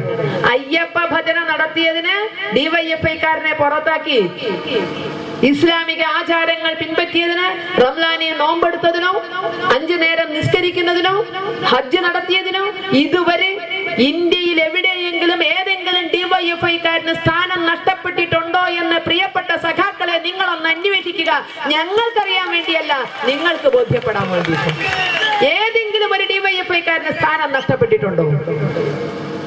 കുമ്പസരിച്ചത് കൊണ്ടോ, കുർബാന കൈക്കൊള്ളത് കൊണ്ടോ, യേശുവിന് സ്തോത്രം പറഞ്ഞതിന്റെ പേരിലോ, അതിനുവേണ്ടി ഫ്ലക്സ് വെച്ചതിന്റെ പേരിലോ ഏതെങ്കിലും ഒരു ഡിവൈഎഫ്ഐക്കാരന് ഇതുവരെ സ്ഥാനം നഷ്ടപ്പെട്ടിട്ടുണ്ടോ? നിങ്ങളൊന്ന് അന്വേഷിക്കുക. എന്തേ ഹിന്ദുക്കൾ ഡിവൈഎഫ്ഐയിൽ രണ്ടാം കട പൗരന്മാരാ? അവരടിമകളാ? മറ്റുള്ളവർക്ക് വേണ്ടി ഭാരം ചുമക്കാനും കുഴിക്കാനും തല്ലാനും കൊല്ലാനും ഉള്ള അടിമകളാ? അവരുടെ പൗരാവകാശങ്ങൾ പണയം വെച്ചിട്ടുണ്ടോ? അവരെ അടിമ കടത്തിയിട്ടുണ്ടോ? ഹിന്ദുവിനോട് മാത്രമേ ഉള്ളൂ ഇത്തരത്തില് ദൈവവിശ്വാസ MLA-മാരെ എഴുതി കൊടുത്തിട്ട് പോലും ദേവസ്വം ബോർഡ് ഭരിക്കണ്ട. അതിന് കോടതിയിൽ പോയിട്ടാണെങ്കിലും ദൈവവിശ്വാസം വേണ്ട എന്ന് സ്ഥാപിച്ചു കൊണ്ടിരുന്നാണ് കമ്മ്യൂണിസ്റ്റുകാരൻ പറയുന്നത്. പക്ഷേ ഇതേ സമയത്ത് നമ്മൾ മറ്റൊരു വാർത്ത വായിച്ചു. കമ്മ്യൂണിസ്റ്റ് പ്രസ്ഥാനത്തിന്റെ വിദ്യാർത്ഥി സംഘടനയിലൂടെ വളർന്ന് സംസ്ഥാന നേതൃപദവി വരെ എത്തിയ ഒരു പെൺകുട്ടി, ജേർണലിസം പഠിച്ച് ജനയുഗം പത്രത്തിന്റെ സബ് എഡിറ്റർ പദവി വരെ എത്തിയ ഒരു പെൺകുട്ടി, കൈരളി ചാനലിന്റെ പ്രമുഖ അവതാരകയായ ഒരു പെൺകുട്ടി, കമ്മ്യൂണിസ്റ്റുകാരിയാണ്, ജേർണലിസ്റ്റാണ്. ഇനി വല്ലതും പറയണോ? സ്വാതന്ത്ര്യത്തിന്റെ അവസാന വാക്കല്ലേ ജേർണലിസം ഒക്കെ. കൗമാരപ്രായം പിന്നിട്ടപ്പോ ഒരു പ്രേമത്തിൽ പോയി കുടുങ്ങി. അതൊക്കെ സ്വാഭാവികം അല്ലേ? ഒരു കമ്മ്യൂണിസ്റ്റുകാർക്ക് പ്രേമിക്കാൻ പാടില്ല എന്ന് ചെകുവരെ പറയാത്തത് കൊണ്ട് അതങ്ങനെ മുന്നോട്ട് പോകുന്നു. അങ്ങനെ പ്രേമിച്ചു, കുഴപ്പമില്ല. ഒരു മുസ്ലിം യുവാവിനെയാണ് പ്രേമിച്ചത്. മുസ്ലിം യുവാവിനെ പ്രേമിച്ചു. പ്രേമ സാഫല്യത്തിനൊടുവിൽ ആ പെൺകുട്ടിക്ക് മതം മാറേണ്ടി വന്നു. കമ്മ്യൂണിസ്റ്റുകാരി, ജേർണലിസ്റ്റ്, പ്രേമ സാഫല്യത്തിന് വേണ്ടി മതം മാറി. കമ്മ്യൂണിസ്റ്റുകാർ അറിഞ്ഞോ? പാർട്ടിയിൽ നിന്ന് പുറത്താക്കിയോ? ചാനലിൽ നിന്ന് പുറത്താക്കിയോ? പത്രത്തിൽ നിന്ന് പുറത്താക്കിയോ? പ്രേമ സാഫല്യത്തിന് വേണ്ടി മതം മാറിയ എന്തേ ആ സഖാവിനെ പുറത്താക്കാഞ്ഞത്? ആ പാവം മതം മാറിയിട്ടും രക്ഷപ്പെട്ടില്ല കേട്ടോ. ഈ പെൺകുട്ടി കമ്മ്യൂണിസ്റ്റുകാരിയാണ്, ജേർണലിസ്റ്റാണ്, എല്ലാം മറ്റേ ചാനലിന്റെ അവതാരകയാണ്. പക്ഷെ എന്നിട്ടും മതം മാറിയിട്ട് ആ കുട്ടി രക്ഷപ്പെട്ടില്ല. 2-3 ആഴ്ച മുമ്പ് ഗൾഫ് നാടുകളിൽ ഒന്നിൽ വെച്ച് ദുരൂഹമായ സാഹചര്യത്തിൽ ആ കുട്ടി മരണപ്പെട്ടു. കമ്മ്യൂണിസ്റ്റുകാരിക്കുണ്ടായ ദുര്യോഗമാണ് ലവ് ജിഹാദിന്റെ ഒരു എര. അത് RSSകാരെ തേടിയിട്ടൊന്നല്ല വരുന്നത്. എന്തോ ചെങ്കൊടി പിടിച്ചവരൊത്തിരി ഏറെ ഇഷ്ടമാണ് തോന്നുന്നുണ്ട് ആ കാര്യത്തിൽ. ലവ് ജിഹാദിന്റെ കെണിപ്പെടുന്നത് നല്ലൊരു വിഭാഗം ചെങ്കൊടി പിടിച്ചവരാണ് എന്നുള്ളത് എവിടെ നോക്കിയാലും കാണുന്ന ഒരു സത്യം. കാരണം വീട്ടിൽ നിന്ന് ഇങ്ങനെ കിട്ടുന്നുണ്ടല്ലോ ഹിന്ദുത്വം കുഴപ്പം, മതേതരത്വം എന്ന് പറഞ്ഞുകൊണ്ട് പെൺകുട്ടികൾ അങ്ങ് മതേതരന്മാരായി പോവുക. പിന്നെ ഒരു മതം സ്വീകരിക്കുമ്പോൾ എല്ലാം പറയാൻ നിവൃത്തിയുണ്ടോ? കാരണം ഹിന്ദുത്വം ഒട്ടും ഉണ്ടാക്കിയിട്ടില്ല അവരുടെ നേരെ. അവർ ഹിന്ദുക്കളാണെന്നൊരു ബോധം അവർക്ക് ഉണ്ടാക്കിയിട്ടില്ല. അതുകൊണ്ട് എളുപ്പമുണ്ട്. അതാണ് കമ്മ്യൂണിസ്റ്റുകാരെ തേടി നടക്കുന്നത്. അതുകൊണ്ടാണ് ഈ മതമൗലികവാദികൾ കമ്മ്യൂണിസ്റ്റ് പെൺകുട്ടികളെ മാത്രം തേടി കൂടുതൽ നടക്കുന്നത്. കാരണം വീഴ്ത്താൻ എളുപ്പമുണ്ട്, അവർക്ക് ഒരടിത്തറിയില്ലല്ലോ. അതുകൊണ്ട് പെട്ടെന്ന് അങ്ങ് വീണോളും. അപ്പോ എന്ത് അവരെ പുറത്താക്കാഞ്ഞത്? ഒരു അയ്യപ്പ ഭജന നടത്തിയതിന് ഡിവൈഎഫ്ഐക്കാരനെ പുറത്താക്കിയെങ്കിൽ പ്രേമ സാഫല്യത്തിനൊടുവിൽ മുസ്ലിമായ ഈ പെൺകുട്ടി എന്തേ പാർട്ടി പുറത്താക്കാഞ്ഞത്? ആ കുട്ടി മരിച്ചിട്ട് പോലും അങ്ങനെ ഒരു സംഭവം അറിഞ്ഞതായി അവരാരും ഗൗനിച്ചില്ല. കാരണം നടന്നത് ഗുജറാത്തിലല്ലല്ലോ. ഗുജറാത്തിലായിരുന്നെങ്കിൽ ഒരു സ്കോപ്പ് ഉണ്ടായിരുന്നു. മോഡിയെ എവിടെയെങ്കിലും ഒന്ന് തൊടാൻ പറ്റിയിരുന്നെങ്കിൽ അത് ഇവര് വിഷയമാക്കുമായിരുന്നു. ഈ പെൺകുട്ടി മതം മാറിയതും വിഷയമായില്ല, കുട്ടി മരിച്ചതും വിഷയമായില്ല. അതൊന്നും അവരറിഞ്ഞതേ ഇല്ല. അവർ ഈ നാട്ടുകാരെ അല്ല, മാവിലായിക്കാരാണ്. ഇത് ഒരു ഭാഗത്ത്. മറുഭാഗത്ത് ഇത് ഡിവൈഎഫ്ഐ ആണെങ്കിൽ തൊട്ട് പിന്നാലെ വരുന്ന ശക്തമായ യുവജന പ്രസ്ഥാനമാണ് യൂത്ത് കോൺഗ്രസ്. യൂത്ത് എന്നങ്ങ് പറഞ്ഞുകൂടാ, നേതാക്കന്മാർക്ക് വേണ്ടി യൂത്ത് മാത്രം പരിപാടി. അതുകൊണ്ട് യൂത്ത് കോൺഗ്രസ്, ആ യൂത്ത് കോൺഗ്രസിന്റെ സംസ്ഥാന പ്രസിഡന്റ് കട്ടിക്കന വിഷ്ണുനാഥ്, മോശക്കാരനൊന്നല്ല, പേരെന്നെ കെട്ടറിയില്ലേ, സാക്ഷാൽ ത്രിഭുവനത്തിന്റെ നാഥനായ വിഷ്ണുനാഥാണ്. പ്രധാനമന്ത്രി മുഖ്യമന്ത്രിമാരുടെ ഒരു സമ്മേളനത്തിലൊരിക്കൽ പറഞ്ഞു, കേരളത്തിന്റെ കാര്യം പോക്കാണ്. കേരളം ഭീകരവാദിയുടെ സ്വന്തം നാടാകുന്നു, കാശ്മീരിന്റെ വഴിക്ക് കേരളം നീങ്ങുന്നു. വിഷ്ണുനാഥിന് അങ്ങ് നാണം വന്നു. താൻ യൂത്ത് കോൺഗ്രസ് പ്രസിഡന്റ് ആയിരിക്കണ കേരളത്തെ പറ്റിയാണല്ലോ ദൈവമേ ഇങ്ങനെ പറയണത്. നാണം കെട്ടുപോയില്ലേ വിഷ്ണുനാഥ്? നാട്ടിൽ വന്നപ്പോ തീരുമാനിച്ചു ഇനി ഭീകരവാദികളെ കണ്ടെത്തി അടങ്ങുന്നു. അന്ന് തൊട്ട് അദ്ദേഹം ഭീകരവാദികളെ തേടി ഇറങ്ങി. അവസാനം കണ്ടുപിടിച്ചു. ആരാ ഭീകരവാദി എന്നറിയോ? അഷ്ടമിരോഹിണി നാളില് മഞ്ഞപ്പട്ടുടുത്ത് ഒരു പീലിത്തുണ്ട് ചൂടി ഒരു മുളന്തണ്ട് ചുണ്ടിൽ വെച്ച് ഹരേ രാമ ഹരേ കൃഷ്ണ മന്ത്രം പാടി നമ്മുടെ എല്ലാം മനസ്സിനെ ആകർഷിച്ചുകൊണ്ട് ശോഭായാത്രയിൽ നീങ്ങുന്ന നമ്മുടെ ഉണ്ണിക്കണ്ണന്മാരും രാധമാരും വിശ്വനാഥില്ലേ, അവരാത്രേ ഭീകരവാദികള്. PC വിഷ്ണുനാഥ് വിളിച്ചു പറഞ്ഞതാണ്, ബാലഗോകുലത്തിന്റെ ശോഭായാത്രയിൽ പങ്കെടുക്കുന്നവരാണ് നാളത്തെ ഭീകരവാദികൾ. ഇത് PC വിഷ്ണുനാഥ് പറയണം. 80% ഹിന്ദുവുള്ള ചെങ്ങന്നൂരിൽ നിന്ന് ഹിന്ദുവിന്റെ വോട്ട് കൊണ്ട് ജയിച്ച് കയറിയതിന്റെ നന്ദിയായിരുന്നു വിഷ്ണുനാഥിന്. ഊത്തന്റെ ശക്തി കൊണ്ടല്ല, ഹിന്ദുവിന്റെ ശക്തി കൊണ്ടാ ചെങ്ങന്നൂരിന് PC വിഷ്ണുനാഥ് ജയിച്ചു കയറിയത്. ഹിന്ദുവിന്റെ വോട്ട് കൊണ്ടാ PC വിഷ്ണുനാഥ് ജയിച്ചു കയറിയത്. ഈ ഉണ്ണിക്കണ്ണന്മാരെയും രാധമാരെയും ഒരുക്കിയ അമ്മമാരാണ് PC വിഷ്ണുനാഥിന് വോട്ട് ചെയ്യാൻ പോയവര്.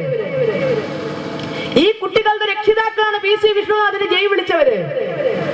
എന്നിട്ട് അദ്ദേഹം നിർലജ്ജം വിളിച്ചു പറഞ്ഞു, ബാലഗോകുലമാണ് ഭീകരവാദികളെ സൃഷ്ടിക്കുന്നത് എന്ന്. എല്ലാം അറിയുന്നവൻ വിഷ്ണുനാഥ് അറിയാണ്ട് ഒന്നും പറയില്ലല്ലോ. വിഷ്ണുനാഥിനെ എല്ലാം അറിയാം. അദ്ദേഹം ചെങ്ങന്നൂര് നിന്നല്ലേ ജയിച്ചത്. ചെങ്ങന്നൂരിന്റെ തൊട്ട ജില്ല കൊല്ലമാണ്. ചെങ്ങന്നൂർ ആലപ്പുഴ ജില്ലയിലാണെങ്കിൽ തൊട്ട ജില്ലയാണ് കൊല്ലം. കൊല്ലത്തിനൊരു പ്രത്യേകതയില്ലേ, കശുവണ്ടിയുടെ കേന്ദ്രം എന്നുള്ളതൊന്നുമല്ല. കൊല്ലത്താണ് നമ്മുടെ മൈനാഗപ്പള്ളി ഉള്ളത്. മൈനാഗപ്പള്ളിയിലല്ലേ മലയാളത്തിന്റെ മുത്ത് അവതരിച്ചത്. ഓർമ്മയില്ലേ ആ മുത്തിനെ? 5-8 കൊല്ലം കോയമ്പത്തൂർ ജയിലിൽ കിടന്ന് മടുത്തപ്പോ ഒരു ചേഞ്ചിന് വേണ്ടി കർണാടക ജയിലിൽ പോയി കിടക്കുന്നുണ്ടല്ലോ കേരളത്തിന്റെ പുന്നാര മുത്ത് അല്ലെ, അബ്ദുൽ നാസർ മദനി. കാര്യകാരണ സഹിത മറ്റേ വിഷ്ണുനാഥ് പറയണത്, മൈനാഗപ്പള്ളി ഭാഗത്തെ ശോഭായാത്രകളുടെ സ്ഥിരം ആകർഷണം അവിടെ കൃഷ്ണവേഷം കെട്ടിയിരുന്ന മദനിയായിരുന്നത്രേ. എന്ത് ഭംഗിയായിരുന്നു എന്നാ പറയണത് മദനിയുടെ കൃഷ്ണവേഷം. യശോദാമ്മ പോലും ഭൂമിയിലേക്ക് ഇറങ്ങി വരുന്നതാണ്. എന്റെ കുട്ടി തന്നെയാണ് ഇത് എന്ന് പറഞ്ഞിട്ട് യശോദാമ്മ വരെ ഇറങ്ങി വന്ന് കെട്ടിപ്പിടിക്കുന്ന അത്രയും തന്മയത്വത്തോടെ മദനി കൃഷ്ണവേഷം കെട്ടിയത് വിഷ്ണുനാഥ് കണ്ടിട്ടുണ്ട്. കണ്ണൂക്കാരോട് ചോദിച്ചപ്പോ സുധാകരനോട് അവൻ ചിലപ്പോ ചോദിച്ചിട്ടുണ്ടാവുക. കണ്ണൂക്കാരോട് ചോദിച്ചപ്പോ പറഞ്ഞ തടിയന്റെ അവിടെ നസീറാണത്ര അവിടെ എല്ലാ വർഷവും കംസവേഷം കെട്ടാണ്. ശ്രീകൃഷ്ണ ജയന്തി ശോഭായാത്രയില് സ്ഥിരമായി കംസവേഷം കെട്ടണത് തടിയന്റെ അവിടെ നസീറാന്ന് പറയുന്നത്. എങ്ങനെ നിർലജ്ജം ഒരു നേതാവ് വിളിച്ചു പറഞ്ഞപ്പോൾ പുറകെ ഏറ്റു വിളിക്കുന്ന യൂത്ത് കോൺഗ്രസ്സുകാരെ പറ്റിയിട്ട് ഓർത്തോ? അവരുടെ അമ്മവെങ്ങന്മാരെ പറ്റി ഓർത്തോ? ബഹുഭൂരിപക്ഷവും ഹിന്ദുക്കളായ അവര് യൂത്ത് കോൺഗ്രസ് രക്ഷിക്കണ്ട, എന്തിന് ശിക്ഷിക്കുന്നു? മുസ്ലിം ലീഗുകാരന്റെ തടവറയിൽ കിടക്കുന്ന കോൺഗ്രസ്സുകാര് അവരുടെ ഉള്ള വിഷ്ണുനാഥ് കണ്ടിട്ടുണ്ടോ? വാർഡായ വാർഡും പഞ്ചായത്തായ പഞ്ചായത്തൊക്കെ മുസ്ലിം ലീഗിന് എഴുതി കൊടുത്തിട്ട് തച്ചുകൊടുത്ത് വാലാട്ടി അവരുടെ കൂടെ നടക്കേണ്ടി വരുന്ന കോൺഗ്രസ്സുകാരെ പറ്റിയിട്ട് വിഷ്ണുനാഥിന് അറിയാമില്ലെങ്കിൽ നാളെ അവരൊക്കെ അറിയിക്കും. അവരുടെ ഉള്ളിലൊരു അഗ്നിജ്വാല വളരുന്നുണ്ട്. മുസ്ലിം ലീഗിനും കേരള കോൺഗ്രസിനും മുന്നിൽ വിടുപണി ചെയ്ത് മടുത്ത ഹിന്ദുക്കളായ കോൺഗ്രസ്സുകാര് അവരുടെ ഉള്ളിലെ അഗ്നി ജ്വലിപ്പിച്ച് നാളെ പുറത്തു വരും. വിഷ്ണുനാഥന്മാർക്ക് തിരിച്ചറിയാമത്. ആ ബുദ്ധിമുട്ടൊക്കെ സഹിക്കുന്ന ആ കോൺഗ്രസ്സുകാരെ, ഹിന്ദു കോൺഗ്രസ്സുകാരെ പറ്റിയിട്ട് അല്പമെങ്കിലും ഓർക്കാമോ? കഴിഞ്ഞ തെരഞ്ഞെടുപ്പ് കഴിഞ്ഞപ്പോഴേ കണ്ണൂര് ജില്ലയിൽ നിന്ന് വിളിയോട് വിളി. പൊതു തെരഞ്ഞെടുപ്പ് കഴിഞ്ഞപ്പോ ഹിന്ദു ഐക്യവേദിക്ക് ആര് തെരഞ്ഞെടുക്കപ്പെട്ട ആളെന്താ? പക്ഷെ ഹിന്ദു ഐക്യവേദിയുടെ ആളുകളെ വിളിക്കുന്നു, എന്നെ വിളിക്കുന്നു, രാജേട്ടനെ വിളിക്കുന്നു. ഗംഭീര വിളിയാ. വിളിക്കണതൊന്നും RSSകാരല്ല, ഹിന്ദു ഐക്യവേദിക്കാരല്ല, കോഴിക്കോട്ടെ കോൺഗ്രസ്സുകാരാ. DCCയുടെയും ഓരോ മറ്റേ ഇതിന്റെയൊക്കെ സ്ഥാനം വഹിക്കുന്ന കോൺഗ്രസ്സുകാരാ. കണ്ടില്ലേ ഞങ്ങളെ ലീഗുകാര് തോൽപ്പിച്ചത്, കണ്ടില്ലേ കണ്ടില്ലേ ചോദിച്ച് വേർത്ത് കരയ. നേരത്തെ കോൺഗ്രസ് സ്ഥാനാർത്ഥികളെയൊക്കെ തെരഞ്ഞു പിടിച്ച് ഹിന്ദു സ്ഥാനാർത്ഥികളെ തോൽപ്പിച്ചാൽ കൈ കൊടുത്തു. കോൺഗ്രസിലെ ഹിന്ദു സ്ഥാനാർത്ഥി എവിടെ നിൽക്കുന്നുണ്ടോ ലീഗുകാരെ ഉത്സാഹിക്കണത് തോൽപ്പിച്ചാണ് കൈ കൊടുക്കാനാ. കാരണം ഇവൻ ജയിച്ച അവിടെ കയറിയ സീറ്റ് പങ്കുവെക്കണം, പദവിക്ക് വാശി പിടിക്കും. അപ്പൊ കമ്മ്യൂണിസ്റ്റുകാരൻ ജയിച്ചാലും കുഴപ്പമില്ല. ലീഗുകാരായ കോൺഗ്രസ്സുകാരായ ഹിന്ദുക്കളെ മുഴുവൻ തെരഞ്ഞു പിടിച്ച് തോൽപ്പിച്ചു കൊടുക്കുമ്പോൾ ആ സൗഹൃദത്തിന്റെ സുഖം പണ്ട് ധൃതരാഷ്ട്ര ആലിംഗനം, ഭീമനെ കെട്ടിപ്പിടിച്ച് സ്നേഹിക്കാൻ പറ്റില്ലേ? ഇതുപോലെ ധൃതരാഷ്ട്ര ആലിംഗനത്ത് പെട്ടിട്ട് കണ്ണു തുറച്ചു നിൽക്കണ കോൺഗ്രസ്സുകാരെ നോക്കിയിട്ടാ യൂത്ത് കോൺഗ്രസ്സുകാരന്റെ നേതാവ് ഇത്തരത്തിൽ വിളിച്ചു പറഞ്ഞത്. അദ്ദേഹം ഉത്തരവാദപ്പെട്ട ഒരു സ്ഥാനത്തിരിക്കുമ്പോൾ ഞങ്ങൾ അദ്ദേഹത്തോട് സംഘടനാപരമായി തന്നെ ചോദിക്കുന്നു, ഞങ്ങൾ ചോദിക്കുന്നു ഉത്തരം തരാൻ യൂത്ത് കോൺഗ്രസ്സുകാരും വിഷ്ണുനാഥും ബാധ്യസ്ഥമാണ്. ഇന്ത്യക്കകത്തോ പുറത്തോ നടന്ന എത്ര ഭീകരവാദ കേസുകളിൽ ബാലഗോകുലത്തിലൂടെ വളർന്നു വന്നവരെ അറസ്റ്റ് ചെയ്തിട്ടുണ്ട്? ഏതെങ്കിലും ഒരു കേസില്, ഇന്ത്യക്കകത്തോ പുറത്തോ നടന്ന ഏതെങ്കിലും ഒരു ഭീകരവാദ കേസിൽ ബാലഗോകുലത്തിലൂടെ വളർന്നു വന്ന ഒരാളെങ്കിലും ഉൾപ്പെട്ടിട്ടുണ്ടെങ്കിൽ അത് ഞങ്ങൾക്ക് ചൂണ്ടിക്കാണിച്ചു തരാനുള്ള ബാധ്യത യൂത്ത് കോൺഗ്രസിനുണ്ട്, PC വിഷ്ണുനാഥിനുണ്ട്. സംഘടനാപരമായാണ് ഞങ്ങൾ ചോദിക്കുന്നത്. വിഷ്ണുനാഥ് എന്ന വ്യക്തിയോട് ശശികല എന്ന വ്യക്തി ചോദിക്കുന്നതല്ല. യൂത്ത് കോൺഗ്രസിന്റെ നേതാവിനോട് ഹിന്ദു ഐക്യവേദി ചോദിക്കുന്നതാണ്, ഒരു കേസെങ്കിലും അദ്ദേഹത്തിന് ചൂണ്ടിക്കാണിച്ചു തരാനുള്ള ബാധ്യതയുണ്ട്. അല്ലെങ്കിൽ ഇവിടുത്തെ ഹൈന്ദവ സമൂഹത്തിന് മുന്നിൽ സാഷ്ടാംഗം പ്രണമിച്ച് മാപ്പ് പറയേണ്ട ദുര്യോഗം വിഷ്ണുനാഥിന് ഉണ്ടാകും. ഇപ്പൊ തന്റെ അടുത്തോടെ പറയും ഞങ്ങൾ മാപ്പ് പറയില്ല. പക്ഷെ വരുന്നുണ്ട് തെരഞ്ഞെടുപ്പ്. ഒന്നോ ഇറങ്ങിയോണ്ട് നേരം വെളിച്ചമാവില്ല വിഷ്ണുനാഥേ. ഇനിയും വരും തെരഞ്ഞെടുപ്പ്. ഹിന്ദു അവന്റെ വോട്ടവകാശം ഒന്നും ആർക്കും കൊടുത്തിട്ടില്ല, അമ്പലങ്ങളെ കൊടുത്തിട്ടുള്ളൂ. അമ്പലങ്ങളെ മറ്റുള്ളവർ കയറി നിരങ്ങുന്നുള്ളൂ. വോട്ടവകാശം ഇന്നും ഞങ്ങളുടെ കൈകളിലാണ്, ഞങ്ങളുടെ ചൂണ്ടുവിരലാണ് നിങ്ങളുടെ ഭാവി ഇരിക്കുന്നത് എന്ന് ചിന്തിച്ചാൽ നിങ്ങൾ തന്നെ വരും ഹൈന്ദവ സമൂഹത്തിന്റെ കാൽച്ചോട്ടില് മാപ്പ് പറയാൻ. 100% മുസ്ലിം കുട്ടികളും മദ്രസയിൽ പോകുമ്പോൾ വിഷ്ണുനാഥിന് ആക്ഷേപമില്ല. 100% ക്രിസ്ത്യൻ കുട്ടികളും സൺഡേ സ്കൂളിൽ പോകുമ്പോൾ വിഷ്ണുനാഥിന് ആക്ഷേപമില്ല. എന്റെ ഹിന്ദു മാത്രം മതം പഠിക്കാൻ പാടില്ല എന്ന്? ഹിന്ദുക്കൾ ഇനിയും ലവ് ജിഹാദിന്റെ കെണിയിൽപ്പെടണം. ഇനിയും അവനെ മതം മാറ്റണം. ആരിൽ നിന്നാ വിഷ്ണുനാഥ് അച്ചാരം പറ്റിയിരിക്കുന്നത് ഇതിന്? കാരണം ഇപ്പൊ നടക്കുന്ന പ്രേമമൊക്കെ എനിക്ക് നിങ്ങൾക്കും അറിയാം. എന്താ പ്രേമം? ശരീരത്തെ അങ്ങ് വളരുമ്പോൾ ഹോർമോണുകൾ മാറുമ്പോൾ ഉണ്ടാകുന്ന ഒരു വികാരമാണ് പ്രേമം എന്നൊക്കെയാണ് നമ്മൾ വിചാരിച്ചത്. ആ പ്രേമത്തിന്റെ ചിട്ടവട്ടത്തിലൊന്നും അല്ല ഇന്നത്തെ പ്രേമം നടക്കുന്നത്.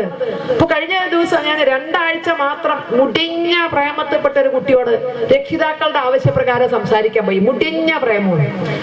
അപ്പൊ രക്ഷിതാക്കൾ പറഞ്ഞു 2 ആഴ്ചയിലുള്ള ഈ കാമുകനെ കണ്ടിട്ട്.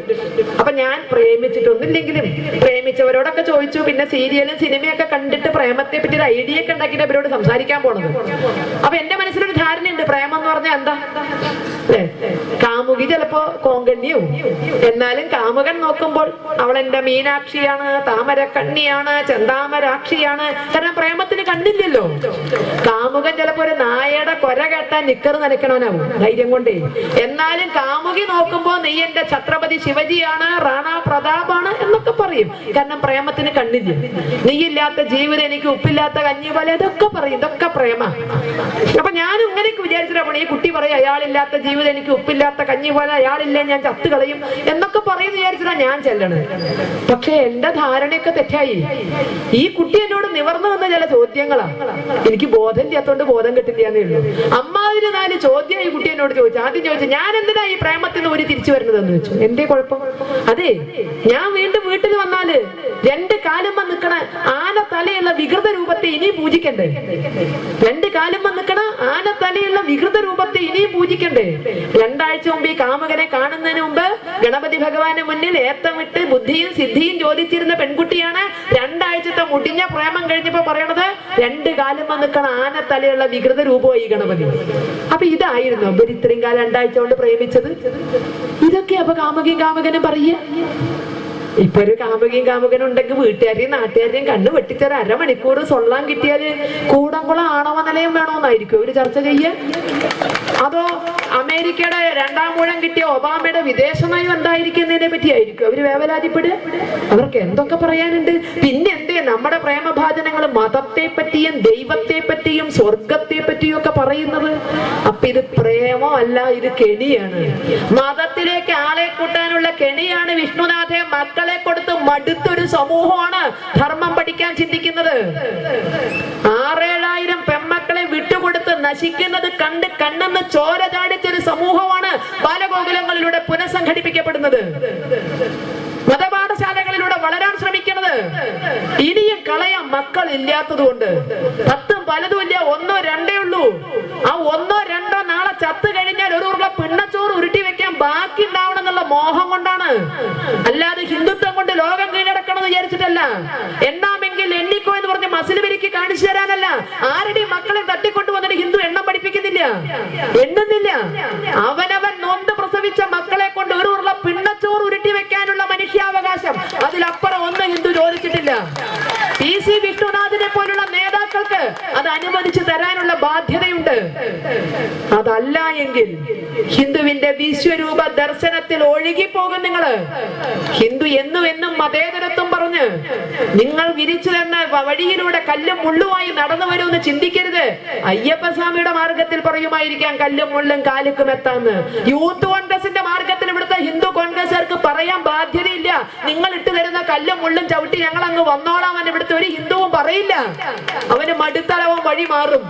കല്ലും മുള്ളും ചവിട്ടി വരില്ല. അയ്യപ്പസ്വാമി അല്ല യൂത്ത് കോൺഗ്രസ്, അയ്യപ്പസ്വാമി അല്ല സോണിയാഗാന്ധി എന്ന് ജയ് വിളിച്ച് പിന്നാലെ വരുമെന്ന് തെറ്റിദ്ധരിച്ചിട്ടുണ്ടെങ്കിൽ കാലം മാറി. ഇവിടുത്തെ രാഷ്ട്രീയക്കാര് അവരവഗണിച്ചു മാറ്റുന്ന ഒരു സമൂഹം, ആ സമൂഹമാണ് ഇന്ന് ഉയർത്തെഴുന്നേക്കാൻ ചിന്തിക്കുന്നത്. ഇവിടുത്തെ മതമൗലികവാദികളുടെ ചവിട്ടും തൊഴിയും അതും ആവശ്യത്തിലധികമായി. ഇക്കഴിഞ്ഞ ആഗസ്റ്റ് മാസം 1-ാം തീയതി ജഗദ്ഗുരു മാതാ അമൃതാനന്ദമയി ദേവിയുടെ തിരുസന്നിധിയിൽ നടന്ന ഒരു അപകടം അല്ലെങ്കിൽ ഒരു ദുരിതം നമ്മൾ കണ്ടതാണ്. അമ്മ ദർശനം കൊടുക്കുമ്പോ സദസ്സിന്റെ പുറകിൽ നിന്ന് അരോഗ ദൃഢഗാത്രനായ ഒരു ചെറുപ്പക്കാരൻ വേദിയിലേക്ക് ചാടിക്കയറുന്നു. അമ്മയെ അപായപ്പെടുത്തുക എന്ന ഉദ്ദേശത്തോടു കൂടി തന്നെയാണ് വന്നത്. പക്ഷേ ഭക്തജനങ്ങൾ വലയം ചെയ്തതുകൊണ്ട് തൽക്കാലം തടിയിട്ടു. പോലീസുകാർക്ക് കൊടുത്തു, പ്രശ്നമില്ലാതെ കഴിഞ്ഞു.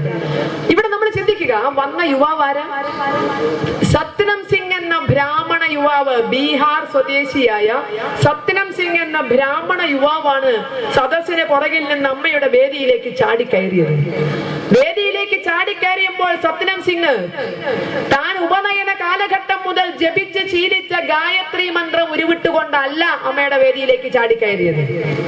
മറിച്ച് ബിസ്മില്ലാഹിർ റഹ്മാനിർ റഹീം എന്ന ഖുർആൻ വചനങ്ങൾ ആക്രോശിച്ചുകൊണ്ടാണ് സത്നം സിംഗ് എന്ന ബ്രാഹ്മണ യുവാവ് അമ്മയുടെ വേദിയിലേക്ക് ചാടിക്കയറിയത്.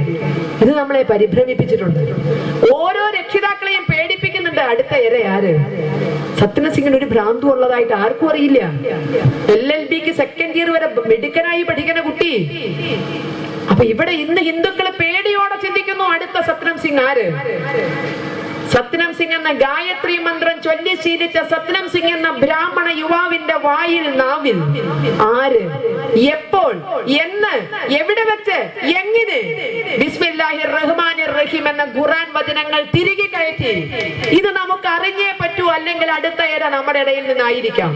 CD കൊടുത്തും ലഘുലേഖ കൊടുത്തും പേടിപ്പിച്ചും പീഡിപ്പിച്ചും സുഹൃത്തുക്കളിൽ നിന്ന് പോലും ഈ ദുരിതം ഇന്ന് പലരും ഏറ്റുവാങ്ങുന്നു. സൗഹൃദ ബന്ധത്തിൽ പോലും ഇന്ന് ചതി നടക്കുന്നു. ഹോസ്റ്റലിൽ ഒരു റൂമിൽ താമസിക്കാൻ നിവൃത്തിയില്ല, ബസ്സിൽ ഒരു സീറ്റിൽ യാത്ര ചെയ്യാൻ നിവൃത്തിയില്ല, ക്ലാസ്സിലൊരു ബെഞ്ചിലിരുന്ന് പഠിക്കാൻ നിവൃത്തിയില്ല. ആരിൽ നിന്നാണ് ചതിയുടെ അസ്ത്രങ്ങൾ വരുന്നതെന്ന് അറിയാതെ അന്തം വിട്ടു നിൽക്കുന്നു. എന്തിനീ ഭ്രാന്ത് പിടിച്ച മതം മാറ്റങ്ങൾ? എന്തിനീ വെപ്രാളപ്പെട്ട പോക്ക്? ദൈവം ആർക്കെങ്കിലും കൊട്ടേഷൻ കൊടുത്തിട്ടുണ്ടോ? എല്ലാവരെയും സ്വന്തം വിഭാഗത്തിലേക്ക് കൊണ്ടുവരാൻ കൊട്ടേഷൻ ആരെങ്കിലും ഏറ്റെടുത്തിട്ടുണ്ടോ? അപ്പൊ മടുത്തൊരു സമൂഹമാണ്. ഈ രീതിയൊന്നും ഹിന്ദുവിന് അറിയാഞ്ഞിട്ടല്ല, അവന് അഭിമാനം ഉള്ളത് കൊണ്ട്. ഞങ്ങളൊന്ന് ഇറങ്ങിയാൽ നിങ്ങൾ ഈ ഇറങ്ങണ പോലെ CD കൊടുത്തും ലഘുലേഖ കൊടുത്തും അരി കൊടുത്തും പയറ് കൊടുത്തും ഒന്നും വേണ്ട. ഹിന്ദു ഒന്ന് ഉത്സാഹിച്ചാല് അരിയും പയറും CD ലഘുലേഖയായിട്ട് മാന്തിയ ഹിന്ദുവിനെ ഓരോന്നിനെ കൊണ്ടുപോണത്. പക്ഷെ ജഗദ്ഗുരു മാതാ അമൃതാനന്ദമയി ദേവിയുടെ സന്നിധിയിലേക്ക്, ശ്രീ രവിശങ്കർജിയുടെ സന്നിധിയിലേക്ക്, സത്യസായി ഭഗവാന്റെ സന്നിധിയിലേക്ക് താൻ ഒരു ആയുസ് കൊണ്ട് നേടിയ കോടികൾ അത്രയും ഒഴുക്കിക്കൊണ്ട് മറ്റുള്ളവർ ഓടി വന്ന് നമസ്കരിക്കുന്നത് കാണുക. അതാണ് ഹിന്ദു സമൂഹം. അങ്ങോട്ട് ചെല്ലാണ്ട് അങ്ങോട്ട് വരും. കാശ് അങ്ങോട്ട് കൊടുക്കല്ല, അരി തരാം, പയറ് തരാം, പാൽപ്പൊടി തരാന്നല്ല. ഒരായുസ് കൊണ്ട് ഉണ്ടാക്കിയത് അത്രയും കാൽ കീഴിൽ വെച്ച് നമസ്കരിക്കുന്നു. എന്നെ ഒന്ന് ഭക്തയാക്ക്, ശിഷ്യനാക്കണേ എന്ന് പറഞ്ഞ് കാൽ കീഴിൽ നമസ്കരിക്കുന്നു. ആ അമൃതാനന്ദമയി മഠത്തിലൊന്ന് പോവുക, നട്ടപ്ര വെയിലത്ത് മാനം നോക്കിയിരുന്ന് വേദമന്ത്രം ജപിക്കുന്ന സായിപ്പന്മാരെ കാണണമെങ്കിൽ അടിമേലും ഒപ്പം ചൂടുമ്പോ നമ്മൾ ഇരിക്കുമ്പോമാർക്ക് ഭ്രാന്താന്ന്. കാരണം നമുക്കിത് ശീലമില്ലല്ലോ. അവരെങ്ങനെ നല്ല രീതിയിൽ ചെയ്യുമ്പോൾ ഇതെന്തൊരു വട്ടപ്പ ഈ നട്ടപ്ര വെയിലത്തങ്ങി ഇരിക്കുകയാണ്. സ്വയം തേടി വരും ഹിന്ദുത്വത്തെ. പക്ഷേ ഇവിടുത്തെ ഒരാചാര്യനും പറയില്ല നിങ്ങൾ ഹിന്ദു മതം സ്വീകരിക്കുക. നിങ്ങൾ നിങ്ങളുടെ മതത്തിൽ നിന്നുകൊണ്ട് വേദം പഠിച്ചോ, നിങ്ങൾ നിങ്ങളുടെ മതത്തിൽ നിന്നുകൊണ്ട് ഇതൊക്കെ ചെയ്തോളൂ, കുഴപ്പമില്ല. ശ്രീ രവിശങ്കർജിയോ ജഗദ്ഗുരു മാതാ അമൃതാനന്ദമയി ദേവിയോ സത്യസായി ഭഗവാനോ അവരൊക്കെ ഒന്ന് കണ്ണടച്ചിരുന്നുവെങ്കില് വൈദേശിക ജനത ഒന്നടങ്കം ഇന്ന് ഹിന്ദുത്വത്തിന്റെ കൊടക്കീഴിലായിരുന്നു. പക്ഷെ അത് ഹിന്ദുവിന്റെ രീതിയല്ല. അരി കൊടുത്തും പയറ് കൊടുത്തും CD കൊടുത്തും ലഘുലേഖ കൊടുത്തും ഒക്കെ മുട്ടിച്ചാൽ ചിലപ്പോ ഹിന്ദുവും ചില ഇടമൊക്കെ എടുത്തുന്ന് വരും. അപ്പൊ ഇവിടെ മതം മാറ്റം നിയമം മൂലം നിരോധിക്കും. അന്ന് നിരോധിക്കും. ഹിന്ദു ഒന്ന് ഇറങ്ങിയാൽ അന്ന് നിരോധിക്കും നിയമം മൂലം. അതുവരെ നമുക്ക് നരസിംഹ അവതാരം കൂടെ നോക്കിക്കൊണ്ടങ്ങ് നിൽക്കാം. എന്തിന് നരസിംഹാവതാരം ഉണ്ടായ? തൂണാണ് വളർന്നത്. തൂണ് വളർന്നിട്ടാണ് നരഹരി പുറത്തു വരുന്നത്. ഈ തൂണൊരു വികാരം ഇല്ലാണ്ടിരിക്കുന്ന സാധനമാണല്ലോ. നമ്മളിപ്പോ തൂണ് പോലെ ഇരിക്കണം, ഒരു വികാരവും ഇല്ല. പുറത്ത് എന്ത് നടന്നാലും വളർന്നാൽ ഒരു പ്രശ്നമല്ല, ബഹുഭൂരിപക്ഷ ഹിന്ദു തൂണായിട്ടിരിക്കുക. പക്ഷെ ഈ തൂണ് വളർന്ന നരഹരി പുറത്തു വരും എപ്പോ? നാരായണനാമം ചൊല്ലുന്ന പ്രഹ്ലാദന്റെ വായിൽ ഹിരണ്യായ നമ എന്ന് അടിച്ചേൽപ്പിക്കാൻ ശ്രമിച്ചാൽ, നാരായണ ഭക്തർക്ക് ബുദ്ധിമുട്ടുണ്ടാക്കിയാൽ തൂണ് പിളർന്ന നരഹരി പുറത്തു വരുമെങ്കിൽ, നാരായണ നാമവും ഗായത്രി മന്ത്രവും ഒക്കെ ചെല്ലുന്ന സത്നം സിംഗുമാരുടെ വായിൽ ബിസ്മില്ലാഹിർ റഹ്മാനിർ റഹീം എന്നോ പിതാവും പുത്രനും പരിശുദ്ധ ആത്മാവും എന്നൊക്കെ എഴുതി ചേർക്കാൻ തുടങ്ങിയാൽ തൂണ് പിളർന്ന നരസിംഹം പുറത്തു വരുന്ന നാളുകള്. ഇപ്പൊ ഞങ്ങള് തൂണ് പോലെ ഇരുന്നോട്ടെ, ഇപ്പൊ തൂണ് പോലെ ഇരുന്നോട്ടെ, ഗതി കെട്ടാൽ തൂണ് പിളർന്ന നരസിംഹം പുറത്തു വരും. അങ്ങനെയുള്ള നാളുകൾ വേണോ? ഉണ്ടാകരുതെന്നാണ് നമ്മുടെയൊക്കെ ആഗ്രഹം. അത് ഇവിടുത്തെ മതമൗലികവാദികൾക്ക് വിടുന്നു, അത് ഇവിടുത്തെ മതമാറ്റക്കാർക്ക് വിടുന്നു. ചെറിയ ഇതുവരെ പ്രശ്നങ്ങൾ മാത്രല്ലേ പറഞ്ഞത്, നമ്മൾ മാറി ഒരു സംഭവം കൂടി പറഞ്ഞിട്ട് നമ്മളിൽ നരസിംഹാവതാരമൊക്കെ വരുന്നുണ്ടെന്ന് കോട്ടയം ജില്ലയിൽ നിന്ന് കേട്ട രസകരമായ ഒരു അനുഭവം കൂടി നിങ്ങളുമായി പങ്കുവെക്കാം. കാരണം പ്രഭാഷണത്തിനൊടുവിൽ കുറെ ആകുലതകൾ മാത്രം മനസ്സിൽ നിന്നാ പോരല്ലോ. കോട്ടയം ജില്ലയിലെ ഒരു വീട്ടിലൊരു വീട്ടമ്മ മാത്രമുള്ളപ്പോ ഒരു പെന്തക്കോസ്റ്റ് പാതിരി കയറി ചെന്നു. അറിയാമല്ലോ പെന്തക്കോസ്റ്റ്, താടിയും മുടിയൊക്കെ അല്ലെ പഠിച്ച് പ്രാർത്ഥന പറഞ്ഞ എല്ലാരും നേരിട്ട് അങ്ങ് കൊണ്ടുപോകാൻ വരുന്നവര്. മുതൽ മുടക്കൊന്നും ഒരു ബ്ലേഡേ ചെലവുള്ളൂ. നഷ്ടപ്പെടുവാനില്ലെന്നും ഈ ഒരു മുറി ബ്ലേഡ് അല്ലാതെ കിട്ടാനുള്ളത് കോടികൾ കോടികൾ എന്ന് പറഞ്ഞും കൊണ്ടാ വരുന്നത്. കാരണം മതം മാറ്റിയ കോടികൾ ഇങ്ങനെ വരും. ആകെ നഷ്ടം ഒരു മുറി ബ്ലേഡാ. കാരണം ഇത് അടി മുടിയൊന്ന് പഠിക്കാൻ. നമ്മുടെ കുറ്റിപ്പുറത്ത് നിന്നടിച്ചില്ലേ പാസ്റ്റർമാർ അഞ്ചെണ്ണ ആസ്പത്രിയിൽ. സ്വർഗരാജ്യത്തെ പറ്റിയല്ല, സ്വർഗരാജ്യം വിറ്റേന്റെ കാശിനെ പറ്റിയിട്ട് അടിച്ചത് കുറ്റിപ്പുറത്ത് നിന്നിട്ട്. അപ്പൊ ഇങ്ങനെ ഒരു പെന്തക്കോസ്റ്റ് പാതിരി വീട്ടമ്മയുടെ അടുത്ത് കയറി ചെന്നു. ക്രിസ്തുവിന്റെ മഹത്വങ്ങൾ അങ്ങോട്ട് പറയാൻ തുടങ്ങി. അല്ലെ, വിശ്വസിപ്പിന്നെയും നിന്റെ കുടുംബവും രക്ഷപ്പെടും. ഓ, അമ്മ പറഞ്ഞു ആട്ടാമയ്യല്ലോ വീട്ടിൽ വന്നിട്ട് ആ പറഞ്ഞു. പിന്നെ അങ്ങോട്ട് വ്യാഖ്യാനം തുടങ്ങി. അവസാനം പറഞ്ഞു വിശ്വസിപ്പിൻ സർവ്വ കിട്ടും.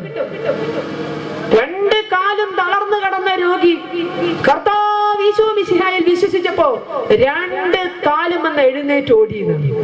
രണ്ട് കാലും തളർന്നു കിടന്ന രോഗി എഴുന്നേറ്റ് ഓടിയെന്ന്. അമ്മ ഇങ്ങനെ കണ്ണു മിഴിച്ചു നോക്കി. ഉള്ളതാ മോനെ? ആ എന്നാ മോനെ ഇരിക്കുകയായിരുന്നു. ഇരുത്തി അമ്മ നേരെ അകത്തേക്ക് പോയി. നമുക്കിപ്പോ ഈ വീട്ടിൽ വലിയ ആവശ്യമൊന്നും ഇല്ലാതെ നമ്മുടെ പണ്ടത്തെ ഒരു ആയുധം ചാരി വെച്ചിട്ടുണ്ട്. വീട്ടമ്മമാരുടെ ആയുധമാണ് ഒലക്ക. ഇപ്പൊ ഈ മില്ലൊക്കെ വന്നപ്പോ വലിയ ആവശ്യമില്ല. ഈ വീട്ടമ്മ ഈ ഒലക്ക എടുത്ത് പിന്നെ പിടിച്ചു. എന്നിട്ട് വന്നു വീണ്ടും ചോദിച്ചു മോനെ അപ്പൊ കർത്താവെ വിശ്വസിച്ച രണ്ട് കാലം തളർന്നവൻ എഴുന്നേറ്റ് ഓടുവല്ലേ? ആ ഓടും. മോൻ കർത്താവെ വിശ്വസിക്കുന്നുണ്ടോ എന്ന് ചോദിച്ചമ്മ. ഞാൻ വിശ്വസിക്കുന്നുണ്ടെന്നു. അപ്പൊ വേഗം ഈ ഒലക്ക പുറത്തേക്ക്. മോൻ ഒന്നും വിചാരിക്കരുത് കേട്ടോ, എനിക്ക് മോനെ നല്ല ഇഷ്ടം, ഒരു ദേഷ്യമില്ല. പക്ഷേ ഞാൻ ഈ ഒലക്കൊണ്ട് മോന്റെ രണ്ട് കാലും തല്ലി ഒടിക്കാൻ പോവാണ്. മോന്റെ ദേഷ്യം കൊണ്ടല്ല, പക്ഷെ മോൻ കർത്താവെ വിശ്വസിക്കുന്ന ആളാണല്ലോ. രണ്ട് കാലും ഞാൻ തല്ലി ഒടിച്ചാലും മോൻ അതൊക്കെ ശരിയാക്കിയിട്ട് രണ്ട് കാലോണ്ട് ഇവിടുന്ന് എണീറ്റ് ഓടണത് എനിക്കൊന്ന് കാണണം. മോൻ ഓടിയ മോന്റെ കൂടെ ഞാനും ഓടും. മോൻ പറഞ്ഞതൊക്കെ ഞാനും കേൾക്കുന്നുണ്ട്. അപ്പൊ അതിരി ഓടിയോടുത്ത് പിന്നെ ഇതുവരെ പുല്ല് മുളച്ചിട്ടില്ല എന്നാണ് കേൾവി. അത് ആ പാവം വീട്ടമ്മയിൽ നരസിംഹാവതാരം ജ്വലിച്ചതാ. ആ പാവം ഗതി കെട്ട ആരെ പ്രതികരിച്ചു പോവാത്തത്? പത്തനംതിട്ട ജില്ലയെന്ന് കേട്ടു വേറെ എടുത്തി അതൊരു സഹോദരിയാ കയറി ചെന്നത്. ഞാനൊന്ന് പ്രാർത്ഥിച്ചോട്ടെ. ഒരു വീട്ടിൽ ചെന്നു, ഹിന്ദു വീട്ടിലാണ്, അവിടെ വീട്ടമ്മ മാത്രമല്ല. ഞാനൊന്ന് പ്രാർത്ഥിച്ചോട്ടെ. പ്രാർത്ഥിക്കണ്ട നമുക്ക് പറയാൻ പറ്റുമോ? ഓ പ്രാർത്ഥിച്ചോളൂ വരൂ എന്ന് പറഞ്ഞു. അകത്തേക്ക് കിടന്നപ്പോ വാതിൽ പോയിട്ട് എന്തിനാ കുറ്റിയിടുന്നത്? അല്ല കള്ളന്മാരൊക്കെ ഉള്ളതല്ലേ, നമ്മള് പ്രാർത്ഥിക്കുമ്പോ വല്ലവരും കയറണ്ട. അകത്തേക്ക് കൊണ്ടേ നേരെ പൂജാമുറിക്ക് കൊണ്ടേ. വീട്ടമ്മ വിളക്കെടുത്തു, തുടച്ചു, തിരിയിട്ട് വിളക്കൊന്നും വേണ്ടാന്നു. ഇത് എന്റെ വീടാണ്, ഇവിടെ പ്രാർത്ഥിക്കുന്നെങ്കിൽ വിളക്ക് വെച്ചേ പ്രാർത്ഥിക്കൂ. ഞാൻ നിങ്ങളുടെ വീട്ടിൽ വന്നതല്ല. നിങ്ങൾ അല്ല ഞാൻ പോട്ടെ പറഞ്ഞു. പോണ്ട സഹോദരി, ഒരു തിരക്കുമില്ല, പ്രാർത്ഥിച്ചിട്ട് പോകാമെന്നു. വിളക്ക് കത്തിച്ചു, ലളിതാ സഹസ്രനാമം എടുത്തു, കയ്യിലാ കൊടുത്തു, വായിക്കാൻ പറഞ്ഞു. നല്ല നിവൃത്തിയുണ്ടോ? വാതിൽ കുറ്റിയിട്ടിരിക്കുക. കേസ് എടുക്കാൻ പറ്റുമോ? ഇങ്ങോട്ട് കയറി വന്നതാ. എന്തെങ്കിലും പറയാൻ പറ്റുമോ? കണ്ണീര് ഒലിപ്പിച്ചുകൊണ്ട് അവിടെ ഇരുന്നാൽ ലളിതാ സഹസ്രനാമം മുഴുവൻ വായിച്ച് എഴുന്നേറ്റ് പോയി. അത് മറ്റൊരു വീട്ടമ്മയിൽ നരസിംഹാവതാരം ജ്വലിച്ചതിന്റെയാണ്. ഇതൊക്കെ ആ ഗതി മുട്ടിയ ചേര വരെ തിരിച്ചു കടിക്കണ നാട്ടില് ഗതി കെട്ട ഹിന്ദുക്കളെ കൊണ്ട് ചെയ്യിക്കുന്നതാ. എല്ലാവരെയും ബഹുമാനിച്ച് മാത്രമേ നമുക്ക് പരിചയമുള്ളൂ. ഖുറാനോ ബൈബിളോ ഇന്നു വരെ ഒരു ഹിന്ദു വേദിയിലും അതിനെ എടുത്ത് ഒരു വരി പോലും വിമർശിച്ചിട്ടില്ല, പരാമർശിക്കുന്നില്ല. അതിന്റെ ആവശ്യം നമുക്കില്ല. തിരിച്ച് ഹിന്ദുക്കൾക്കും ആ മര്യാദ കിട്ടണം. ഹിന്ദുക്കൾ മറ്റൊരാളുടെ ആരാധനയെ തടസ്സപ്പെടുത്തുന്നില്ല എങ്കിൽ, കുറ്റപ്പെടുത്തുന്നില്ല എങ്കിൽ, ഞങ്ങളുടെ നാട്ടിൽ 100 കോടി ഹിന്ദു ഒരുമിച്ച് താമസിക്കുന്നിടത്ത് ഹിന്ദുക്കൾ നരകത്തിൽ പോകുമെന്ന് പറയാൻ ആർക്ക് അവകാശമുള്ളത്? ഞങ്ങളുടെ ആരാധന ചെകുത്താന്റെ ആരാധന എന്ന് പറയാൻ ആർക്ക് അവകാശമുള്ളത്? 100 കോടി ഹിന്ദുക്കളുള്ള നാട്ടില് അതാണ് നിങ്ങളുടെ മൗലിക അവകാശമെങ്കിൽ ഞങ്ങൾ ഉണരുന്നത് അത്തരം മൗലികാവകാശങ്ങൾ തിരുത്തി കുറിക്കുന്ന ഭരണഘടനയ്ക്ക് വേണ്ടിയിട്ടാണ്. 100 കോടിയുടെ മുഖത്ത് നോക്കി ശപിക്കേ, വീട്ടിൽ വന്ന മറ്റേ വീട്ടുകാരനെ തെറി വിളിക്കുന്നതിന് പോലെ 100 കോടി ഭാരതീയരെ ഹിന്ദുക്കളെ ഇവിടെ വന്ന് നിങ്ങൾ നരകത്തിൽ പോകുന്നു പറയുന്നു. നിങ്ങൾ ചെകുത്താനെ ആരാധിക്കുന്നു പറയും. ക്രിസ്ത്യാനിയുടെ മുസൽമാന്റെ ഒരു ആരാധനയെ നമ്മൾ നോക്കുന്നില്ലല്ലോ, ഒരു ഗ്രന്ഥത്തെ നോക്കുന്നില്ലല്ലോ. തിരിച്ച് അത്തരം മര്യാദ ഹിന്ദുവിന് കിട്ടിയാൽ ഹിന്ദു സംതൃപ്തരാകും. മുക്കിന് നിന്ന് ഹിന്ദുവിനെ ചീത്ത വിളിക്കുന്നത് നിർത്തുക, ലഘുലേഖകൾ കൊടുക്കുന്നത് നിർത്തുക. നിങ്ങളുടെ മതത്തിന്റെ കാര്യങ്ങളെ പറ്റി ചർച്ച ചെയ്യുക. ഒരിക്കലും അത് 100 കോടി വരുന്ന സഹോദരങ്ങളുടെ മണ്ടയ്ക്ക് കയറിക്കൊണ്ടല്ല. അത്തരം ഒരു മതേതരത്വം ഈ നാടിന് ആവശ്യമില്ല. രാഷ്ട്രീയമായി അവഗണനകൾ ഏറെ സഹിക്കുന്ന ഒരു സമൂഹം, മുസ്ലിമിനും ക്രിസ്ത്യാനിക്കും വേണ്ടി എത്ര ആനുകൂല്യങ്ങൾ ഇവിടുത്തെ കേന്ദ്ര സംസ്ഥാന ഗവൺമെന്റുകൾ കൊടുക്കുന്നു, തിരിച്ച് ഹിന്ദുവിന് എത്രയുണ്ട്? ഒരു കണക്കെടുപ്പ് നടത്തുക. അങ്ങനെ മടുത്ത ജാതി സംഘടനകളാണ് ഇന്ന് ഹിന്ദുവിന്റെ പ്ലാറ്റ്ഫോമിൽ എത്തിയിരിക്കുന്നത്. ഇന്ന് ജാതി മറന്ന് ഹിന്ദു ഒന്നാണ് ലക്ഷ്യം, രാഷ്ട്രീയം മറന്ന് ഹിന്ദു ഒന്നാവുക ആയിക്കൊണ്ടിരിക്കുന്നു. പല കോണുകളിൽ നിന്നും അത്തരത്തിലുള്ള നീക്കങ്ങൾ വരുന്നു. രാഷ്ട്രീയം മറന്ന് പിടിക്കുന്ന കൊടിയുടെ നിറം നോക്കാതെ ഹിന്ദു ഒന്നാകുന്ന നാളുകൾ, ആ നാളുകൾക്ക് വേണ്ടി നമുക്ക് ഒത്തൊരുമിച്ച് പ്രവർത്തിക്കാമെന്ന ആഹ്വാനത്തോടുകൂടി ഞാൻ എന്റെ വാക്കുകൾ നിർത്തുന്നു. നിങ്ങൾക്ക് നന്ദി. വന്ദേ.